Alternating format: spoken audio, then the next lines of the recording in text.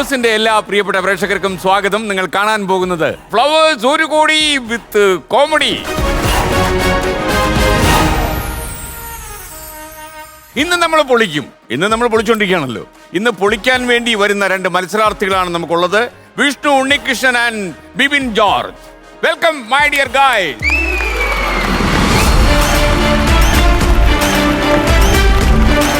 Hi Vishnu, ജീവിതമൊക്കെ എങ്ങനെയുണ്ട്? Okay അല്ലേ? നമുക്ക് ഇവിടെ നിന്ന് വിളിക്കാം. Hi Bibin and Vishnu. നമസ്കാരം. അപ്പോ നമസ്കാരം പറയുമ്പോൾ എന്തോ ഒരു സന്തോഷം ഉള്ളിലുണ്ട്. എന്തെങ്കിലും സന്തോഷം കാര്യമായിട്ടുണ്ടോ? ഒരു സംഭവം നടന്നു, ഭയങ്കര സന്തോഷമുള്ള ഈ പരിപാടിയിൽ വന്നു, അത് തന്നെ സന്തോഷം. അത് ബിബിൻ നേരത്തെ വന്നല്ലോ. വിഷ്ണുവിനെ നമ്മൾ തിരക്കിടക്കുമായിരുന്നു അല്ലേ? കിട്ടിയില്ലേ? ഇപ്പൊ കിട്ടി, കൈയോടെ പിടിച്ചുകൊണ്ടുവന്നു. പുള്ളിക്ക് അത് തന്നെ വേണം അല്ലേ? കുറെ പഴക്കമുള്ള സൗഹൃദമാണ് നിങ്ങളുടെ. പിന്നെ ചെറുപ്പകാലം തുടങ്ങിയുള്ള സൗഹൃദം. ഏത് ക്ലാസ്സിൽ വരെ വരും അത്?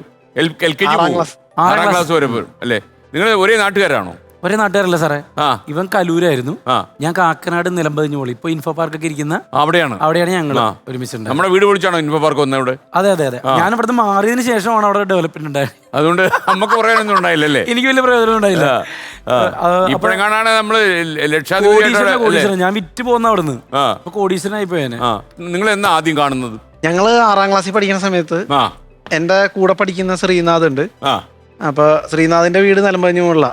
അപ്പൊ ഈ ഞങ്ങള് സ്കൂളിൽ മിമിക്രി ചെയ്യും, ഞാനും ശ്രീനാഥൊക്കെ. അപ്പൊ ശ്രീനാഥ് പറഞ്ഞ അവന്റെ വീടിന്റെ അടുത്തുള്ള അമ്പലത്തിലെ ഉത്സവത്തിന് മിമിക്രി ചെയ്യാൻ വേണ്ടി നീ മന്നം. ഞാൻ സ്കൂളിലെ സ്റ്റാർ മിമിക്രി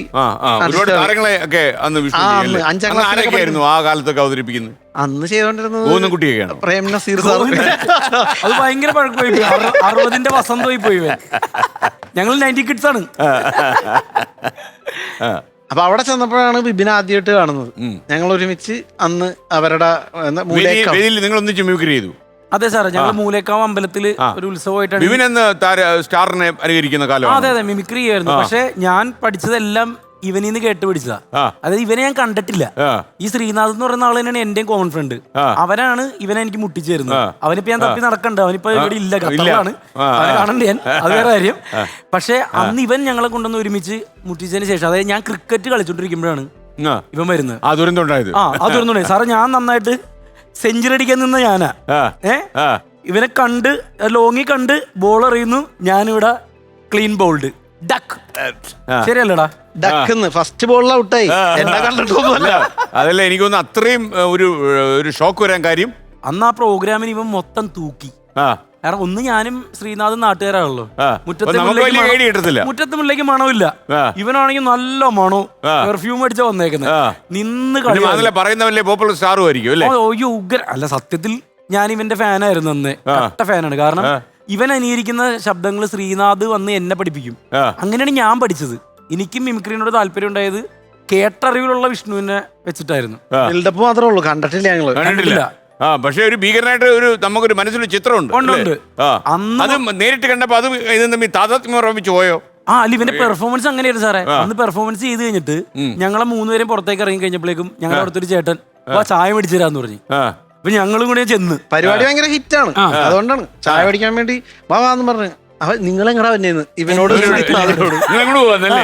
ഇവനാണ് കളിച്ചത്, നിങ്ങൾക്കില്ല പോന്ന് പറഞ്ഞ് അന്ന് പോയി ചായ പിടിച്ചു. അപ്പൊ അതിൽ തെറ്റില്ല, കാരണം നാട്ടുകാരനാണ്, നമ്മളെ വിലയില്ല. എന്നാ ഇവൻ ഒരു വാക്ക് ചോദിക്കണല്ലോ സാറേ, ഏതാ ചായമ്പഴം, നിങ്ങളുടെ വാ, നിങ്ങൾ വാ, ചായമ്പഴം പോലും തിന്നട്ടെ, ഇങ്ങനെ കാണിച്ചതല്ല. എനിക്ക് തോന്നുന്നു വിഷ്ണു അന്നേ നീ തരത്തി പോയി കളി എന്നുള്ള ലൈനിലായിരിക്കും അന്നേ. അതെ. പിന്നെ സിനിമയെ കുറിച്ച് ഡയലോഗ് തമാശക്ക് പറയാനേട്ടാ, പുള്ളി തമാശക്ക് അങ്ങനെ പറഞ്ഞെങ്കിലും ഞങ്ങൾക്ക് എല്ലാവർക്കും ചായ പപ്പടോടൊക്കെ മേടിച്ചെന്ന്. അല്ലെങ്കിൽ പുള്ളി നിന്റെ വീട് കത്തിക്കൂട്ട. അന്ന് തുടങ്ങിയതാണ് സാറേ. വിഷ്ണുവിന് സമ്മാനം കിട്ടിയ ഒരു പടം നമുക്ക് കാണിച്ചു കൊടുത്താലോ? കുറെ സമ്മാനങ്ങൾ വാങ്ങിച്ചില്ലേ? അതല്ലേ വിപിൻ പറയാൻ വന്നത്? അതെ തീർച്ചയായും. LED ആ ചിരിക്കൊന്നും ഇപ്പോഴും ഒരു കുറവില്ല. അന്നൊന്നും മനുഷ്യരെ പറ്റിക്കാനുള്ള ചിരിയത്. ഇന്നും അത് തന്നെ അല്ലേ? ഈ ഫോട്ടോ ഭയങ്കര കഥയുള്ള ഫോട്ടോ ആണ് സാർ. എന്താണത്? ഭയങ്കര സന്തോഷമാണ് ആ യൂണിഫോം കാണുമ്പോ. ദാറുൽ സ്കൂളിലെ യൂണിഫോം ആണ്, എറണാകുളത്ത് പുല്ലപ്പടിയിലുള്ള. അപ്പൊ ഈ തിരൂര് വെച്ചിട്ടാണ് അന്ന് ഹയർ സെക്കൻഡറി യൂത്ത് ഫെസ്റ്റിവൽ നടന്നത്. അപ്പൊ അന്ന് ഈ പറഞ്ഞ പോലെ എനിക്ക് മിമിക്രിക്ക് ഞാൻ മത്സരിച്ചെങ്കിലും റിസൾട്ട് അറിയാനായിട്ട് നിൽക്കാൻ പറ്റിയില്ല. കാരണം എൻ്റെ സ്കൂളിൽ നിന്നല്ല എന്നെ കൊണ്ടുപോയിക്കണേ. അപ്പൊ എൻ്റെ സ്കൂളിൽ എന്നെ പഠിപ്പിക്കുന്ന സബിത ടീച്ചറുടെ ഹസ്ബൻഡ് വേറെ സ്കൂളിലെ സാറാ. അവിടത്തെ പിള്ളേരെയും കൊണ്ട് കോല് കളിക്കാൻ കണ്ടാണ് പുള്ളി വന്നേക്കണേ. അപ്പൊ സബിത മിസ് പറഞ്ഞിട്ട് ഞങ്ങളുടെ സ്കൂളിൽ ഒരു കൊച്ചിന് ഒരു മത്സരം ഉണ്ട്, അതിനെയും കൂടി കൊണ്ടുപോകുന്ന വെച്ചിട്ട് എന്നെയും കൂടി പുള്ളിയാണ് കൊണ്ടുപോയത്. പുള്ളിയുടെ മത്സരം കഴിഞ്ഞിട്ടും പുള്ളി എനിക്ക് വേണ്ടി വെയിറ്റ് ചെയ്ത് നിൽക്കുക. അപ്പൊ മിമിക്രിയിൽ ഞാൻ പാർട്ടിസിപ്പേറ്റ് ചെയ്തു. പരിപാടി നല്ലതായിരുന്നു. പത്രക്കാരൊക്കെ വന്ന് പേരൊക്കെ എഴുതി എടുത്തു. പക്ഷെ ഫസ്റ്റ് ഈ റിസൾട്ട് വന്നു കഴിഞ്ഞാൽ മാത്രമേ ഫോട്ടോ എടുക്കുള്ളൂ. ഫസ്റ്റിന്റെ മാത്രമേ ഫോട്ടോ അന്നൊക്കെ എടുക്കുള്ളൂ. അപ്പൊ റിസൾട്ട് വരാൻ വെയിറ്റ് ചെയ്യാൻ പുള്ളിക്ക് പറ്റൂല. പുള്ളി ഒരു ട്രെയിൻ പോവാന്ന് പറഞ്ഞിട്ട് മനസ്സില്ലാ മനസ്സോടെ ഞാൻ പുള്ളിയുടെ കൂടെ തിരിച്ച് തിരൂര് റെയിൽവേ സ്റ്റേഷനിൽ പോയിട്ട് ഞങ്ങൾ ഇങ്ങനെ വെയിറ്റ് ചെയ്യുക. അവിടെ ചെന്ന് പറഞ്ഞ് 2 മണിക്ക് അങ്ങോട്ട് ട്രെയിൻ, 9 മണി വരെ മുതൽ ഇങ്ങനെ വെയിറ്റ് ചെയ്യുക. 10 മണിയൊക്കെ ആയപ്പോഴത്തേക്കും മിമിക്രിക്ക് പങ്കെടുത്ത വേറൊരു പയ്യനെ ഞാൻ കണ്ടു റെയിൽവേ സ്റ്റേഷനിൽ. അപ്പൊ ഞാൻ അവൻ്റെ അടുത്ത് എന്ന് വെച്ച് മിമിക്രിയുടെ റിസൾട്ട് വന്നോ? അവൻ പറഞ്ഞു 21-നാണ് ഫസ്റ്റ് എന്ന് പറഞ്ഞു. ഞാൻ പറഞ്ഞു 21-നാണോ? അപ്പൊ ഞാനാണ് 21. ഞാൻ പറഞ്ഞു ഞാനാണ് 21. അതെനിക്കാണ് ഫസ്റ്റ് എന്ന് പറഞ്ഞു. ഭയങ്കര സന്തോഷം. അപ്പൊ ഈ യൂണിഫോം ഇട്ടിട്ടാ പോയേക്കണേ. ഇത് ഞങ്ങള് 2 മണിക്ക് ട്രെയിൻ വന്ന് അതിൽ കയറി പോരുക. ട്രെയിനിലാണെങ്കിൽ കാല് കുത്താൻ സ്ഥലമില്ല, മുട്ടൻ തിരക്ക് എന്ന് പറഞ്ഞാൽ ഭയങ്കര തിരക്ക്. അപ്പൊ അതിൽ എയറിൽ നിൽക്കുക. അപ്പൊ മറ്റേ സാറും കോൽക്കളിയുടെ പിള്ളേരും ഒക്കെ ഫ്രണ്ടിലേക്ക് അങ്ങോട്ട് പോയി. അപ്പൊ ഞാനും എൻ്റെ കൂടെ സന്ദീപ് എന്ന് പറഞ്ഞ എൻ്റെ ഒരു ക്ലാസ്മേറ്റ് ഒരു പയ്യനും കൂടി ഉണ്ടായിരുന്നു കേട്ടോ. അപ്പൊ ഞങ്ങൾ മാത്രം ഈ ഡോറിന്റെ അടുത്തായി പോയി. അപ്പൊ ഒരു ചേട്ടനൊക്കെ പരിചയപ്പെട്ട് അവിടെ പോയി. ഞാൻ പറഞ്ഞു ഇങ്ങനെ ഞങ്ങള് മത്സരത്തിന് പോയതാ, എനിക്ക് ഫസ്റ്റ് കിട്ടിയെന്നൊക്കെ പറഞ്ഞിട്ട് ഇങ്ങനെ നിൽക്കുക. ഫസ്റ്റ് കിട്ടിയെന്നൊക്കെ പറഞ്ഞിട്ട് നിൽക്കുവാണ്. ഇതിന്റെ ഇടയിൽ ഒരു വല്യപ്പൻ ഇതിന്റെ ഇടയിൽ തിങ്ങി ഞെരുങ്ങി എന്റെ ഫ്രണ്ടിൽ കൂടി ഒരഞ്ഞിങ്ങനെ ബാത്റൂമിൽ പോയി. അയാൾ തിരിച്ച് അതേപോലെ ഒരഞ്ഞ് അങ്ങോട്ട് പോയി, ഒരച്ച് അങ്ങോട്ട് പോയി. 2 സെക്കൻഡ് കഴിഞ്ഞപ്പോ പുള്ളി അയ്യോ എന്റെ പേഴ്സ് പോയി എന്ന് പറഞ്ഞു. അപ്പൊ നമ്മളൊക്കെ ആരാണ് ഇവിടെ പേഴ്സ് അടിച്ചു പോയെന്നൊക്കെ പറഞ്ഞു. ഇയാള് ഇങ്ങനെ എല്ലാരും നോക്കിയിട്ട് എന്റെ മുഖത്ത് നോക്കിയിട്ട് ഇവനാണ് എന്റെ പേഴ്സ് എടുത്തത്. ഞാൻ പറഞ്ഞു ഞാനും കൊടുത്തിട്ടില്ല. അപ്പൊ ബോഡി ഷെയ്മിങ്ങിന്റെ പീക്കാണോ? എന്നെ കണ്ടപ്പോ പുള്ളി കൺഫേം ചെയ്യണം ഇവൻ തന്നെ ഇവൻ തന്നെ എടുത്തേക്കെന്ന് പറഞ്ഞു. അപ്പൊ എന്നോട് സ്നേഹത്തിൽ തുളത്തിയിട്ട് സംസാരിച്ച ആ ചേട്ടൻ പതുക്കെ കോളറിലായി പിടുത്തം. സത്യം പറടാ നീ എടുത്തിടാന്ന് വെച്ചു. ഞാൻ പറഞ്ഞു ഇല്ല ചേട്ടാ, അപ്പൊ എനിക്ക് കണ്ണൊക്കെ നിറയാണ്. അപ്പൊ എന്നെ ഇവര് ചെക്ക് ചെയ്യണു, അപ്പൊ എന്റെ കയ്യിൽ ഇല്ലാന്ന് പറയണു. അപ്പൊ ഒരാൾ പറയാണ് ഇത് ഇങ്ങനെ കൈമറിഞ്ഞ് ഓടണ്ട് ഇവൻ തന്നെ എത്തേണ്ടടുത്ത് നിന്റെ കൂടെ ആരാടാ ഉള്ളതെന്ന് ചോദിക്കുക. അപ്പൊ ഞാൻ പറഞ്ഞു ഇങ്ങനെ സാറുണ്ട് ഫ്രണ്ടിലുണ്ട്, അപ്പൊ വേറെ കോൽക്കളിയുടെ പിള്ളേരുണ്ട്. അപ്പൊ എന്റെ കൂടെ സന്ദീപ് എന്ന് പറഞ്ഞാൽ അവനെയും വിളിക്കേണ്ടി ഞാൻ. അപ്പൊ സന്ദീപും ഈ തിരക്കിന്റെ ഇടയിൽ അപ്പുറത്തെ എവിടെയോ അവനും എന്നെ കാണാൻ പറ്റണില്ല. അപ്പൊ ഈ വല്യപ്പൻ തിരിച്ച് സീറ്റിലെത്തിയിട്ട് പറഞ്ഞു ആ പേഴ്സ് ഇവിടെ ഉണ്ടെന്ന്. പുള്ളി ഇരുന്ന സ്ഥലത്ത് തന്നെ ഉണ്ടായി. അപ്പൊ എന്റെ കോളറിന് പിടിച്ച ചേട്ടനൊക്കെ ഒന്നൊരക്ഷരം മിണ്ടാണ്ട് തിരിഞ്ഞേക്കാം. ഈ രാജ്യത്ത് ഒരു മൈൻഡും ഇല്ല. അപ്പോഴേക്കും ട്രെയിൻ ഏകദേശം തൃശ്ശൂരം കണ്ടെത്തി. രാവിലെ ഒരു 5 മണിയൊക്കെ ആയി. അപ്പോഴേക്കും പത്രം വന്നപ്പോ സന്ദീപ് ദേടാ റിസൾട്ട് ഉണ്ടോ ഇല്ലെന്ന് പറഞ്ഞു. അപ്പൊ ഞാനത് കൂടി മേടിച്ചു നോക്കുമ്പോ അപ്പൊ എന്റെ ID കാർഡൊക്കെ കാണിച്ചായിരുന്നട്ടോ, ഞാൻ സ്കൂളിൽ വന്നാന്ന് തെളിയിക്കാം. അപ്പൊ അതിലെഴുതിയേക്കാം എന്റെ ആണെങ്കിൽ ഫോട്ടോ ഇല്ല, റിസൾട്ട് വന്നതിന് മുമ്പ് പോകുന്നല്ലോ. പക്ഷെ എഴുതിയിട്ടുണ്ട് ദാറുൽ വൊക്കേഷണൽ ഹയർ സെക്കൻഡറി സ്കൂളിലെ വിഷ്ണു ഉണ്ണികൃഷ്ണനാണ് 1ാം സ്ഥാനം മിമിക്രി. അപ്പൊ ഞാൻ മറ്റേ ചേട്ടന ഇത് കണ്ട. അപ്പൊ അയാള് അപ്പൊ ഞാൻ പട്ടികളെ എന്നുള്ള ലൈനില് യൂണിഫോം കണ്ടപ്പോ അത് ഞാനൊരു കാര്യം ചോദിക്കട്ടെ, നീ എപ്പോഴാണ് ആ പേഴ്സ് കൊണ്ടുവച്ചല്ലേ? നീ ഒരു മിടുക്കൻ തന്നെ.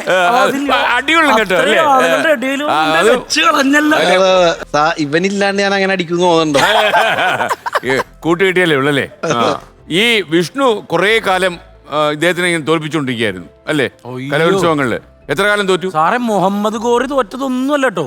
പൃഥ്വിരാജിന്റെ മേലെ എനിക്ക് തോന്നുന്നു മുഹമ്മദ് ഗോറി 9 തവണ തോറ്റിട്ടുള്ളൂ. ഞാൻ നാണം കെട്ട് തോക്കാൻ തുടങ്ങിയിട്ട് എനിക്ക് തോന്നുന്നു 6ാം ക്ലാസ് മുതൽ ഡിഗ്രി എല്ലാ വർഷവും തോക്കാനായിട്ട് ജന്മം. അതായത് അതായത് 1ാം സ്ഥാനം ഇവന്, 2ാം സ്ഥാനം എനിക്ക്, 1ാം സ്ഥാനം ഇവന്, 2ാം സ്ഥാനം, ഇങ്ങനെ പൊക്കൊണ്ടിരിക്കണ. അപ്പൊ കൊറേ നാള് ആഗ്രഹിച്ചില്ല ഇത് 2ാം സ്ഥാനമാക്കി എനിക്ക് 1ാം സ്ഥാനം. ഞാൻ സത്യത്തിൽ ഞാൻ ഇവനെ കൊട്ടേഷൻ കൊടുക്കാൻ എന്താ അല്ല പ്ലാൻ ഉണ്ടായിരുന്നു, അന്ന് കാശൊന്നും ഇല്ലല്ലോ. ഞാൻ പറഞ്ഞത് ഇവന്റെ മുമ്പിൽ ഇവനെ എങ്ങനെയെങ്കിലും തോപ്പിക്കാന്നുള്ളത് സത്യസന്ധമായിട്ട് എന്റെ ഉള്ളില് ഭയങ്കര, അതായത് ഞാനും ഇവനും തമ്മിൽ ഭയങ്കര ഇഷ്ടത്തിലായിരുന്നു സാറേ. ഇഷ്ടത്തിൽ എന്ന് പറഞ്ഞാൽ ഇപ്പൊ അങ്ങനെ പറയാൻ പറ്റില്ല, ഭയങ്കര സ്നേഹത്തിലായിരുന്നു. ഇവനോട് റെസ്പെക്ട് ഭയങ്കരമായിരുന്നു എനിക്ക്. ഞങ്ങൾ രണ്ടുപേരും തമ്മിലൊരു ശീതസമരം ഉള്ളിന്റെ ഉള്ളില് ആ സമയത്ത്. ഇവനെന്താണെന്നറിയില്ല, ഇവൻ ചിലപ്പോ എന്നെ എതിരാളിയായിട്ട് കണ്ടിട്ടേ ഉണ്ടാവില്ല. പക്ഷെ എനിക്ക് നല്ല മൂത്ത എതിരാളിയായിരുന്നു. ഇവനെ പൊട്ടിക്കുക കട്ട എതിരാളി. അപ്പൊ ഇതിനു വേണ്ടി ഞാനിങ്ങനെ ചെത്തി മിനിക്കൊണ്ടേയിരുന്നു. ഓരോ തവണ ഇങ്ങനെ ശ്രമിച്ചു, നടന്നില്ല. +2 ശ്രമിച്ചു, നടന്നില്ല. എല്ലാം കഴിഞ്ഞു. അപ്പൊ എന്റെ അമ്മിച്ചേക്കില്ലേ, എന്റെ അമ്മിച്ചും അപ്പിച്ചിയും കൂടിയാണ് എന്റെ മത്സരത്തിന് കൊണ്ടുപോകുന്നത്. ഇവനെ കണ്ടു കഴിയുമ്പോ അമ്മച്ചിയുടെ ഗ്യാസ് പോകും. അല്ലേ? ഇതെല്ലാം കഴിഞ്ഞ് +2 കഴിഞ്ഞിട്ടേ ഡിഗ്രി ഫസ്റ്റ് ഇയർ പഠിക്കാൻ പോവാ, മഹാരാജ ചെല്ലുക. അപ്പൊ എന്റെ വിചാരം മഹാരാജാസ് കോളേജിൽ ഒരു ഇങ്ങനെ നിക്കുവാ. നോക്കുമ്പോ ലോങ്ങിന്ന് അമ്മിച്ചി, എടാ അത് വിഷ്ണു അല്ലടാ വന്നത്, നിന്റെ സമ്മാനം പോയി. അമ്മിച്ചി പിന്നെയും പറഞ്ഞു, പക്ഷേ സാറേ എന്നെങ്കിലും ഒരാളുടെ കഠിനാധ്വാനത്തിന് മുമ്പിൽ തോക്കേണ്ടി വരില്ലേ? ഡിഗ്രി ഫസ്റ്റ് ഇയർ വെച്ച് ആദ്യമായിട്ട് മഹാരാജാസിൽ വെച്ചിട്ടാണ് ആദ്യമായിട്ട് ഞാൻ ഇവനെ വിഷ്ണു തോറ്റു എന്ന് പറയാൻ പറ്റില്ല. ഞാൻ ഫസ്റ്റ്, ഇവൻ സെക്കൻഡ്. അത് ഇഞ്ചോടി മലർത്തി അടിച്ചു. ഞങ്ങൾ കെട്ടിപ്പിടിച്ചു, കൂടി ഉമ്മ വെച്ചു. എന്നിട്ട് ഞങ്ങൾ പറഞ്ഞു, നമ്മൾ തമ്മിൽ ഇനി മത്സരിക്കുന്നില്ല, നമ്മളിനി ഒരുമിച്ചാണ് യാത്ര.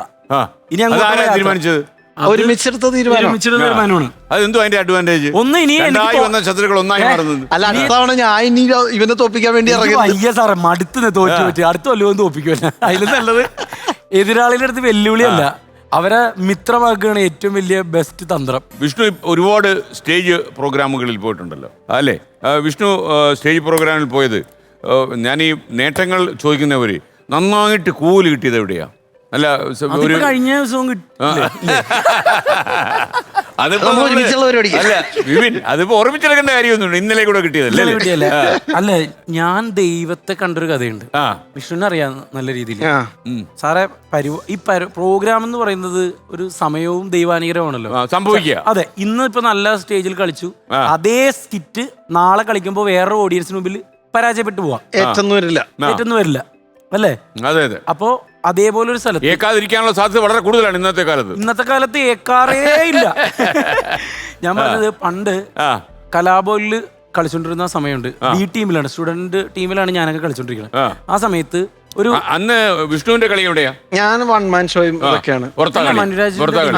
മനുഷ്യന്റെ ഒരു അതങ്ങനെ വലിയ ട്രൂപ്പായിട്ടല്ല, ഞങ്ങൾ 3-4 പിള്ളേരെ വെച്ചിട്ട് കൊച്ചിൻ ജൂനിയേഴ്സ് എന്നൊക്കെ പറഞ്ഞിട്ട് ലോക്കൽ ചെറിയ ഒരു മയം ഉണ്ടാവാൻ വേണ്ടി ഇട്ട പേരാ. പരിപാടി പൊളിഞ്ഞ കൊച്ചിൻ പിള്ളേര് അല്ലേ? അടിക്കരുത് അല്ലേ? അടിക്കാൻ വിട്ടേക്കാൻ. അല്ല, ഇവനെന്ന് പറഞ്ഞാൽ കലാഭവന ഉള്ള ബ്രാൻഡിങ് ഉണ്ടല്ലോ, കലാഭവന്റെ പേരിലാണ് ഇവരെന്ന് പരിപാടിയാണ്. അപ്പൊ ആ ഒരു ഇത് വെച്ചിട്ടല്ലേ ആളുകൾ കാണാനിരിക്കുന്നത്. മാത്രമല്ല, ഇവര് വല്ല സ്കിറ്റ് വല്ല അവതരിപ്പിച്ചാലേ അവര് ചീത്ത വിളിക്കല്ലേ. കാര്യം നമുക്ക് വിവരമില്ലാത്തോണ്ട് മനസ്സിലാവാൻ ഞാൻ വിചാരിക്കും. ഈ വലിയ കലാഭവൻ കിടക്കൂല്ലേ ബാക്കിൽ. ഈ പ്രോഗ്രാം ഓണത്തിന് പോയിട്ട് ഞങ്ങൾ പരിപാടി ചെയ്യാൻ വേണ്ടി ചെല്ലും. അപ്പൊ നമ്മൾ ചെല്ലുമ്പോ ഒരു വീട്ടിലാണ് ഞങ്ങൾക്കുള്ള ഭക്ഷണം കാര്യങ്ങളൊക്കെ. അപ്പൊ ചെല്ലുമ്പോൾ ഭയങ്കര സ്വീകരണം, ചായ പലഹാരങ്ങൾ, അത് കഴിക്കും ഇത് കഴിക്കും, ഭയങ്കര ഇത്. അവിടുത്തെ ചേട്ടനാണെങ്കിൽ നമ്മളെ സ്നേഹിച്ചു കൊല്ലണ്. പരിപാടി നടത്തി 8 നില പൊട്ടി എന്ന് പറഞ്ഞാൽ ഒരു രക്ഷയില്ല. കൂവി പല നാട്ടുകാരുടെയും തൊണ്ട പൊട്ടി, അത്രയും കൂവി സ്റ്റേജിൽ നിന്നും നാണം കെട്ട്. എന്നിട്ട് പക്ഷെ അതിന്റെ ദുരന്തം അതല്ല, സാധാരണ ഒരു സ്ഥലത്ത് പരിപാടി പൊളിഞ്ഞാൽ എത്രയും പെട്ടെന്ന് അവിടെ നിന്ന് ഊരി പോകാനല്ലോ. ഞങ്ങൾക്കാണെങ്കിൽ അവിടെ നിന്ന് രാത്രി പോകാൻ ബസ്സില്ല. ഈ കമ്മിറ്റിക്കാരന്റെ വീട്ടിൽ തന്നെ നാണം കെട്ട് കിടന്നുറങ്ങണം. മനസ്സിലായില്ലേ? കമ്മിറ്റിക്കാരനെ ഓൾറെഡി കേട്ടു ഈ പരിപാടി കൊണ്ടുവന്നതിന്. തെറിയാണെങ്കിൽ കുഴപ്പമില്ല സാറേ, നോട്ടം കൊണ്ടൊക്കെയുള്ള അപമാനങ്ങളില്ലേ, ഭക്ഷണമൊക്കെ തരൂലേ. അപ്പൊ നമ്മൾ കഴിച്ചോണ്ടിരിക്കുമ്പോ നമ്മള് ഒരു പപ്പടം എന്ന് പറഞ്ഞ അയാള്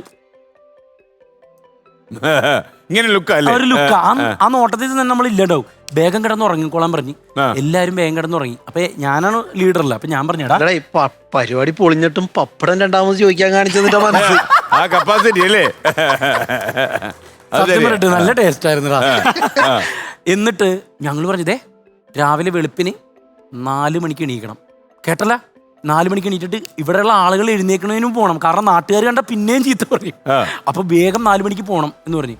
ഞാൻ ഈ വെളുപ്പിന് എണീറ്റ് 4 മണിക്ക് എണീറ്റപ്പോ ഞങ്ങളുടെ ട്രൂപ്പിൽ ഏറ്റവും കൂടുതൽ കൂലിട്ടി ഒരുത്തനുണ്ട്. റെക്കോർഡാ അതേപോലെ കൂട്ടി അവന്റെ പരിപാടിക്ക്. അവൻ നിന്ന് ഇഞ്ചി ചെയ്യുന്നു വെളുപ്പിന് 4 മണി. ഞാൻ പറഞ്ഞു, പരിപാടി പൊളിഞ്ഞാൽ ഒരു കുഴപ്പമില്ല, ഇഞ്ചി ചെയ്യുന്നതിനൊരു കുഴപ്പമില്ല എന്ന് പറഞ്ഞു. എന്നിട്ട് ഇവൻ നടന്ന്, എന്റെ സാറേ നടന്ന് കുറച്ച് കഴിഞ്ഞപ്പോ തന്നെ എനിക്ക് കാലുവേനിച്ചു. അവന്മാര് നടക്കുന്നുണ്ട് ബസ് സ്റ്റോപ്പിലേക്ക്.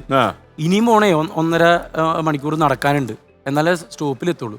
ഞാൻ അവിടെ ഇരുന്നു. ഇങ്ങോട്ട് വരുമ്പോ ഇവര് കമ്മിറ്റിക്കാര് വണ്ടിയിലായിരുന്നു. ആ വണ്ടി പോരെന്ന് ഞാൻ പറഞ്ഞായിരുന്നു. ഈ വണ്ടിയാണ് കൊണ്ടുവന്നത്. ശരി എന്നൊക്കെ പറഞ്ഞു. അവിടെ ഇരുന്ന് കഴിഞ്ഞപ്പോഴേക്കും അവിടെയാണ് നമ്മൾ ദൈവത്തെ കാണുന്നത്. എപ്പോഴും ഏത് പ്രതിസന്ധിയിലും നമ്മൾ ഇരുന്ന് കഴിയുമ്പോൾ ആരെങ്കിലും ഒരു വെളിച്ചം കൊണ്ടുവരുമല്ലോ സാറേ. ആർക്കെങ്കിലും ഒരു വിവരക്കേട് ഉണ്ടാവും. ലോങ്ങിന്ന് ഒരു വെളിച്ചം വണ്ടിക്ക് വരിക, വണ്ടിക്ക് ഒന്ന് നിൽക്കുന്നു, ഞാൻ കൈ കാണിക്കുന്നു. ബൈക്കാണോ? ബൈക്ക്. എന്നൊന്ന് ബസ് സ്റ്റോപ്പിലാക്കാവോന്ന് ചോദിക്കുന്നു. എനിക്ക് നടക്കാൻ വയ്യെന്നുള്ള കാര്യം ഞാൻ പറഞ്ഞു. കാരണം ഞാൻ ആദ്യം പണ്ട് കുഞ്ഞിലെ ഈഗോ അടിച്ചിട്ട് എനിക്ക് വയ്യെന്നുള്ള കാര്യം ഞാൻ പറയൂലായിരുന്നു. പക്ഷെ കൂടുതൽ വേദന എടുത്താൽ ഞാൻ കാര്യം പറയും. കാല് വേദന എടുത്തിട്ടാണ് ഇന്ന് കയറ്റെന്ന് പറയും. അങ്ങനെ കയറ്റി. പുള്ളി മിണ്ടുന്നില്ല. ഞാൻ എന്തൊക്കെയോ സംസാരിക്കുന്നുണ്ട്, ഞങ്ങളുടെ പരിപാടിയുടെ കാര്യങ്ങൾ പറയുന്നുണ്ട്. ഞാൻ പറയുന്നുണ്ട് ഇവിടെ ആയിരുന്നു പരിപാടി, അടിപൊളി പരിപാടിയായിരുന്നു, വൻ വിജയമായിരുന്നു എന്നൊക്കെ പറഞ്ഞ് വെച്ച് തള്ളുന്നുണ്ട്. ഞാൻ അവിടെ ചെല്ലുന്നു. ഇയാളെ എന്നെ ചായക്കടയുടെ നിർത്തി ചായ മേടിച്ചിരുന്നു. അപ്പം ഞാൻ ചോദിച്ചു ചേട്ടൻ എന്താ ചെയ്യുന്നതെന്ന് പറഞ്ഞ പുള്ളി ഞാൻ ഇറച്ചി വെട്ടാന്ന്. പുള്ളി അതാണ് ഈ 4 മണിക്ക് പോണത്. ഇറച്ചി വെട്ടാ. അപ്പൊ ഞാൻ പറഞ്ഞു തന്റെ പരിപാടി എന്നല്ല ഞാൻ കണ്ടായിരുന്നു കേട്ടാന്ന്. അയാളോടാണ് ഇത്രയും തള്ളി മറിച്ചത്. പരിപാടി കണ്ടായിരുന്നു പറഞ്ഞു. പക്ഷെ എന്നാലും ആ മനുഷ്യൻ അന്ന് ആ ചായക്കുള്ള കാശും കൊടുത്ത് എന്നെ അവിടെ ആക്കി. അപ്പൊ ശരിക്കും എനിക്ക് ആ സമയത്ത് അന്ന് അയാൾ അവിടെ വന്നില്ലായിരുന്നെങ്കിൽ എന്ന് ഞാൻ ഇപ്പോഴും ആലോചിക്കാറുണ്ട്. കാരണം എനിക്ക് എങ്ങനെ അത്രയും ദൂരം നടക്കാൻ പറ്റും, ഇല്ലെങ്കിൽ അവിടെ നിന്ന് ഞാൻ പോകുമായിരുന്നു. അപ്പൊ എനിക്ക് ശരിക്കും അന്ന് ദൈവത്തെ കണ്ട പ്രതീതിയായിരുന്നു അയാൾ. പ്രത്യേകിച്ച് അയാളെ ദൈവം ഇത് എങ്ങനെയാണെന്നറിയാമോ, അത്രയും തല്ലിപ്പൊളി പരിപാടി കണ്ടിട്ടും അയാൾ എന്നെ ക്ഷമാശീലം മാത്രമല്ല വണ്ടി കൊണ്ട് ഇരിക്കേണ്ടതാ പുള്ളി. എന്നിട്ടല്ലേ അയാൾ എന്നെ വണ്ടി എവിടെ പോയി ഇടിച്ചു പോകുന്ന അല്ലേ. പിന്നെ ഇതേ ആളുകൾ തന്നെ പരിപാടി പൊളിഞ്ഞ ചില സ്ഥലത്തേടെ മറ്റേ പള്ളിയിലെ കൊച്ചിനെ കൊണ്ട് തല്ലിപ്പിച്ചത് പറയും. പ്രോഗ്രാം കഴിഞ്ഞിട്ട് ഇതേപോലെ ഏറ്റില്ല, ഒരു സ്ഥലത്ത് ചീഞ്ഞു പോയി. കുറെ കഴിഞ്ഞപ്പോ നമുക്ക് ആ നാണം പോയല്ലോ. നശിക്കുന്നവരേ ഉള്ളൂ അല്ലേ. അതൊരു പള്ളി വിളിച്ചാ പോകുന്നല്ലേ ആള് പറയാ. അതെ അതെ, ഒരു പള്ളിയുടെ പ്രോഗ്രാം ആയിരുന്നു. ഇത് കഴിഞ്ഞപ്പോ ഒരു ചേട്ടൻ ഒക്കത്തൊരു കൊച്ചിനെ കേട്ട് വന്നിട്ട് കമ്മിറ്റിക്കാര് മാന്യന്മാര് അവര് ഉപദ്രവിക്കുകയോ ഒന്നും പറഞ്ഞില്ല, പറയുകയോ. പക്ഷെ ഒക്കത്തിരുന്ന കൊച്ചിനെ കൊണ്ട് ദേടാ മറ്റേ ചേട്ടൻ കൊച്ചിനെ സെറ്റ് ചെയ്ത് കൊടുക്കണത്. കൊച്ചരടി അല്ലേ, അയാൾക്ക് കൊച്ചരടി കൊടുത്തു എന്ന് പറയാൻ വേണ്ടിയായിരിക്കും ചിലപ്പോ. അങ്ങനെ ഒരു സീൻ ഉണ്ടായിരുന്നു. വിഷ്ണു, പക്ഷേ ഈ USA ഷോയ്ക്ക് പോയപ്പോഴും ഇതുപോലെ എന്തോ ഒരു എക്സ്പീരിയൻസ് ഉണ്ടായില്ലേ? USA ഷോ വൻ വിജയം. ഷോ പൊളിക്കണേ അമേരിക്ക വരെ പോണോ? ഇവിടെ വിളിച്ചൂടെ? സാർ നമുക്ക് കുറെ കഴിയുമ്പോഴേക്ക് ഇവിടത്തെ കൂവലും ഇവിടത്തെ ഇടിയും കിട്ടി നമുക്ക് സായിപ്പിന്റെ ഇടി കിട്ടാൻ വേണ്ടി അങ്ങോട്ട് പോയതാ. അല്ല, ഞങ്ങള് ഷോ വൻ വിജയമായിരുന്നു. ജയറാം ഷോ 2015 ഞങ്ങൾ അമറക് ബ്രന്തോണിയുടെ സ്ക്രിപ്റ്റ് ഒക്കെ എഴുതി ആ പടത്തിന്റെ ഷൂട്ടിംഗ് കഴിഞ്ഞിട്ടാണ് നാദർഷിക്കയുടെ കൂടെ ഈ പ്രോഗ്രാമിന് പോകുന്നത്. അപ്പൊ ആദ്യമായിട്ടാണ് ഞാനും ബിബിനും US പോകുന്നത്. അമേരിക്കയിൽ പോവാണല്ലോ. ആദ്യമായിട്ട് അവിടത്തെ വലിയ ഹോട്ടലുകളിൽ താമസിക്കുന്നു. അവിടെ അപ്പൊ നമുക്ക് സോപ്പ്, ചീപ്പ്, കണ്ണാടി അങ്ങനെയുള്ള സാധനങ്ങളൊക്കെ ഉണ്ടല്ലോ. അപ്പൊ നമ്മൾ അമേരിക്കയിലെ സോപ്പൊക്കെയാണ് ഡെയിലി വീട് കൊണ്ടൊന്ന് റീഫിൽ ചെയ്യുമല്ലോ. ഇത് ഏത് ഹോട്ടലിൽ പോയി, ഞങ്ങളിപ്പോ ഒരു മാസത്തേക്കുള്ള ഷോ ആണ്. ചെന്നാൽ എന്തായാലും 2-3 ദിവസം ഒരു ഹോട്ടലിൽ സ്റ്റേ ഉണ്ട്. അപ്പൊ അവർ റീഫിൽ ചെല്ലുമ്പോ തന്നെ അതൊക്കെ എടുത്ത് ഞങ്ങൾ ബാഗിൽ വെക്കും. അപ്പൊ മറ്റേ അമേരിക്കൻ സാധനമല്ലേ, ഹൗസ് കീപ്പിംഗുകാര് കൊണ്ടുവന്ന് വേറെ വെക്കും.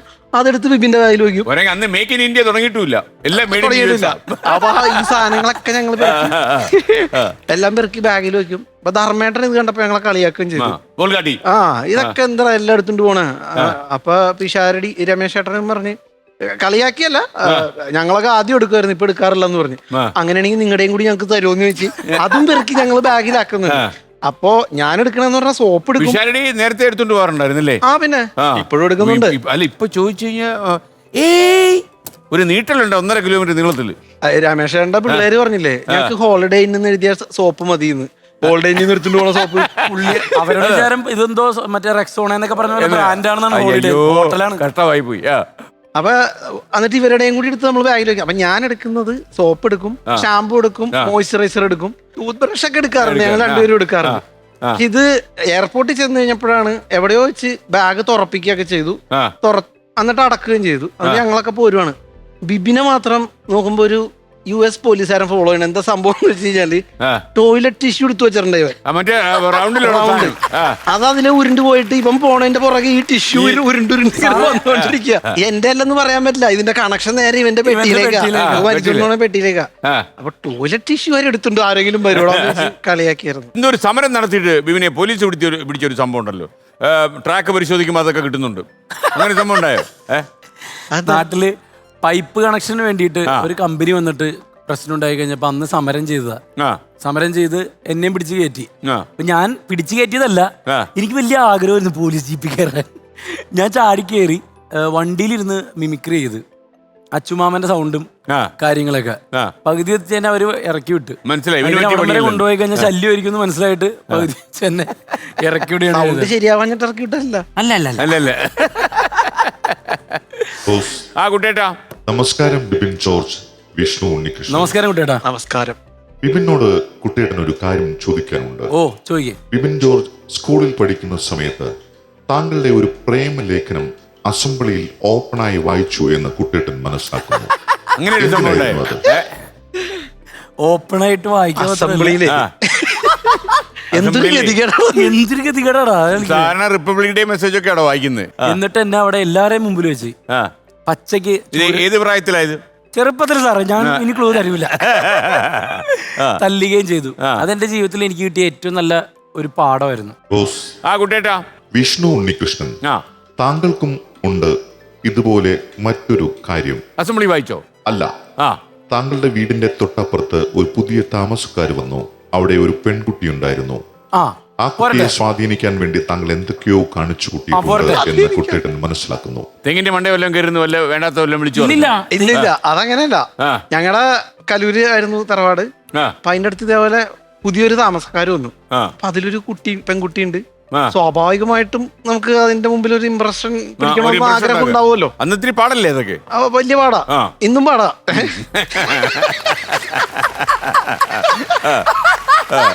ഇപ്പോഴും പേഴ്സ് ഭയങ്കര പാടാ. അപ്പൊ ഇതിന്റെ മുമ്പിൽ ഒരു ഇംപ്രഷൻ പിടിക്കണം നമ്മുടെ മനസ്സിൽ ആഗ്രഹമുണ്ട്. അപ്പൊ ഇതിങ്ങനെ വരണ കാണുമ്പോ നമ്മൾ സ്റ്റൈലായിട്ടൊക്കെ നിക്കാൻ നോക്കും. ഇവള് മൈൻഡ് ഒന്നും ചെയ്യൂല. അപ്പൊ ഞാൻ അങ്ങനെ പോകുമ്പോ റോട്ടിലൊരു തേങ്ങ വീണ് കിടപ്പുണ്ട്. അപ്പൊ ഇവള് വന്നെ കണ്ടു. അപ്പൊ നമ്മള് അവളുടെ മുമ്പിൽ സ്റ്റൈലായിട്ട് പോണം, ഇത്ര എന്റെ മനസ്സിലുള്ളൂ. എന്റെ ഗതികേടിന് എന്റെ കൊച്ചച്ഛൻ ആ സമയത്ത് ഇപ്പുറത്തെ വഴി കൂടി എൻ്ററായി. പുള്ളി വീട്ടിലേക്ക് പോണ വഴിയാ. പുള്ളി എന്നോട് എടാ ആ തേങ്ങ എടുത്തോണ്ട് പോയിക്കോ എന്ന് പറഞ്ഞു. കൊച്ചച്ഛൻ പറഞ്ഞ് എടുക്കാണ്ടിരിക്കാനും പറ്റില്ല. കറക്റ്റ് ഇവള് നോക്കുമ്പോ ആ റോട്ടിൽ നിന്നൊക്കെ തേങ്ങ പെറുക്കി കൊണ്ടുപോകണ ഒരു ക്യാരക്ടറായി പോയി അവളുടെ മുമ്പിൽ. വിഷ്ണു ആരെയൊക്കെയാ സാറിന് അനുകരിക്കുന്നത്? അല്ല, പറഞ്ഞു പണ്ട് കുറെ പേരൊക്കെ ചെയ്യുമായിരുന്നു. ഇപ്പൊ അങ്ങനെ മിമിക്രി ചെയ്തിട്ട് കുറെ കാലമായി. എനിക്കൊന്നേ ബിട്ടാസ് കലാഭവൻ മണി ഇന്റർവ്യൂ ചെയ്യുന്നതാന്ന് തോന്നുന്നു. അങ്ങനെ ഒരു സാധനം ചെയ്തിരുന്നു. അതെവിടെ ഞാൻ കണ്ടിട്ടുണ്ട്. അല്ല, ഞാനിപ്പോ വെറുതെ സാറിനോട് സംസാരിക്കാം. ശ്രീകണ്ഠൻ സാർ, നിങ്ങൾ ഈ തമാശക്കാരോട് നിങ്ങൾക്ക് വല്ലാത്തൊരു സ്നേഹമാണ് കേട്ടോ.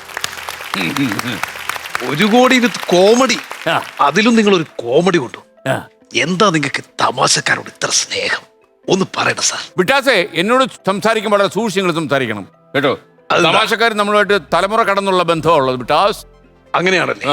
എങ്കിൽ പിന്നെ സാറ് പറഞ്ഞ പോലെ നിങ്ങൾ ഈ രാജ്യസഭയ്ക്കടുത്ത് കുറച്ച് ബഹളം ഉണ്ടാക്കുന്നുള്ളൂ ഈ അടുത്ത കാലത്തായിട്ട്. രാജ്യസഭയിൽ ഒരു മെമ്പർഷിപ്പ് സാറിന് കിട്ടിയ സാറും ബഹളം ഉണ്ടാക്കും. നിങ്ങളിപ്പോഴും കൈലലിയുടെ MD തന്നെ. ഓ, ഇതിന് പണി വേറെ വരും.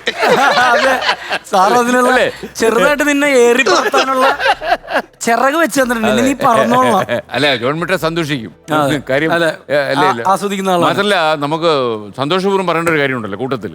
ഈ രാജ്യസഭയിലെ ജോൺ ബ്രിട്ടാസിന് ഒരു ഭാഗ്യം എന്ന് വെച്ചാൽ, ജോൺ ബ്രിട്ടാസ് JNU തന്നു PhD എടുത്തിരിക്കുന്നത്. ഇംഗ്ലീഷ് നല്ല വശമാണ്, ഹിന്ദി നന്നായിട്ട് അറിയാം, പിന്നെ കുറച്ച് കാലമായിട്ട് മീഡിയയിലുണ്ട്. അപ്പം കാര്യങ്ങളൊക്കെ നന്നായിട്ട് കുറച്ച് കാലമായിട്ട് ഫോളോ ചെയ്യുന്നുണ്ട്. അതിൻ്റെ ഒരു മിടുക്ക് രാജ്യസഭ പ്രകടമാണ്. ഗവൺമെന്റ് സാറേ ഉപദ്രവിക്കുക, രാജ്യസഭയിൽ പ്രിവിലേജ് പോഷൻ കൊണ്ടുവന്ന് ഞങ്ങളെ തകർത്ത് കളയരുത് കേട്ടോ. കാര്യം ഒരു MP യുടെ അവകാശത്തിന് മേളിൽ വെല്ലുവിളി എന്നൊക്കെ പറഞ്ഞ് കൊണ്ടുവന്നാൽ നമ്മൾ പോയില്ലേ അല്ലേ? ഇതൊക്കെ പുള്ളി ഫണ്ണായിട്ട് എടുത്തോളും. ഇല്ലേ?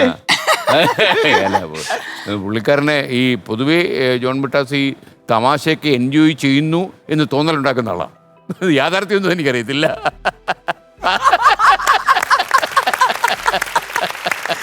അപ്പൊ കലാഭവൻ മണിയായിട്ടുള്ള ബന്ധം നമ്മൾ ബ്രിട്ടാസിനെ വിട്ടു. രാജ്യസഭയിൽ ഒരുപാട് ജോലിയുണ്ട്. മണിച്ചേട്ടനായിട്ട് ഈ പറഞ്ഞ പോലെ ഞാൻ കണ്ണിനും കണ്ണാടിക്കും എന്ന് പറയുന്ന സിനിമയിൽ മണിച്ചേട്ടൻ്റെ കൂടെ അഭിനയിച്ചിട്ടുണ്ട്.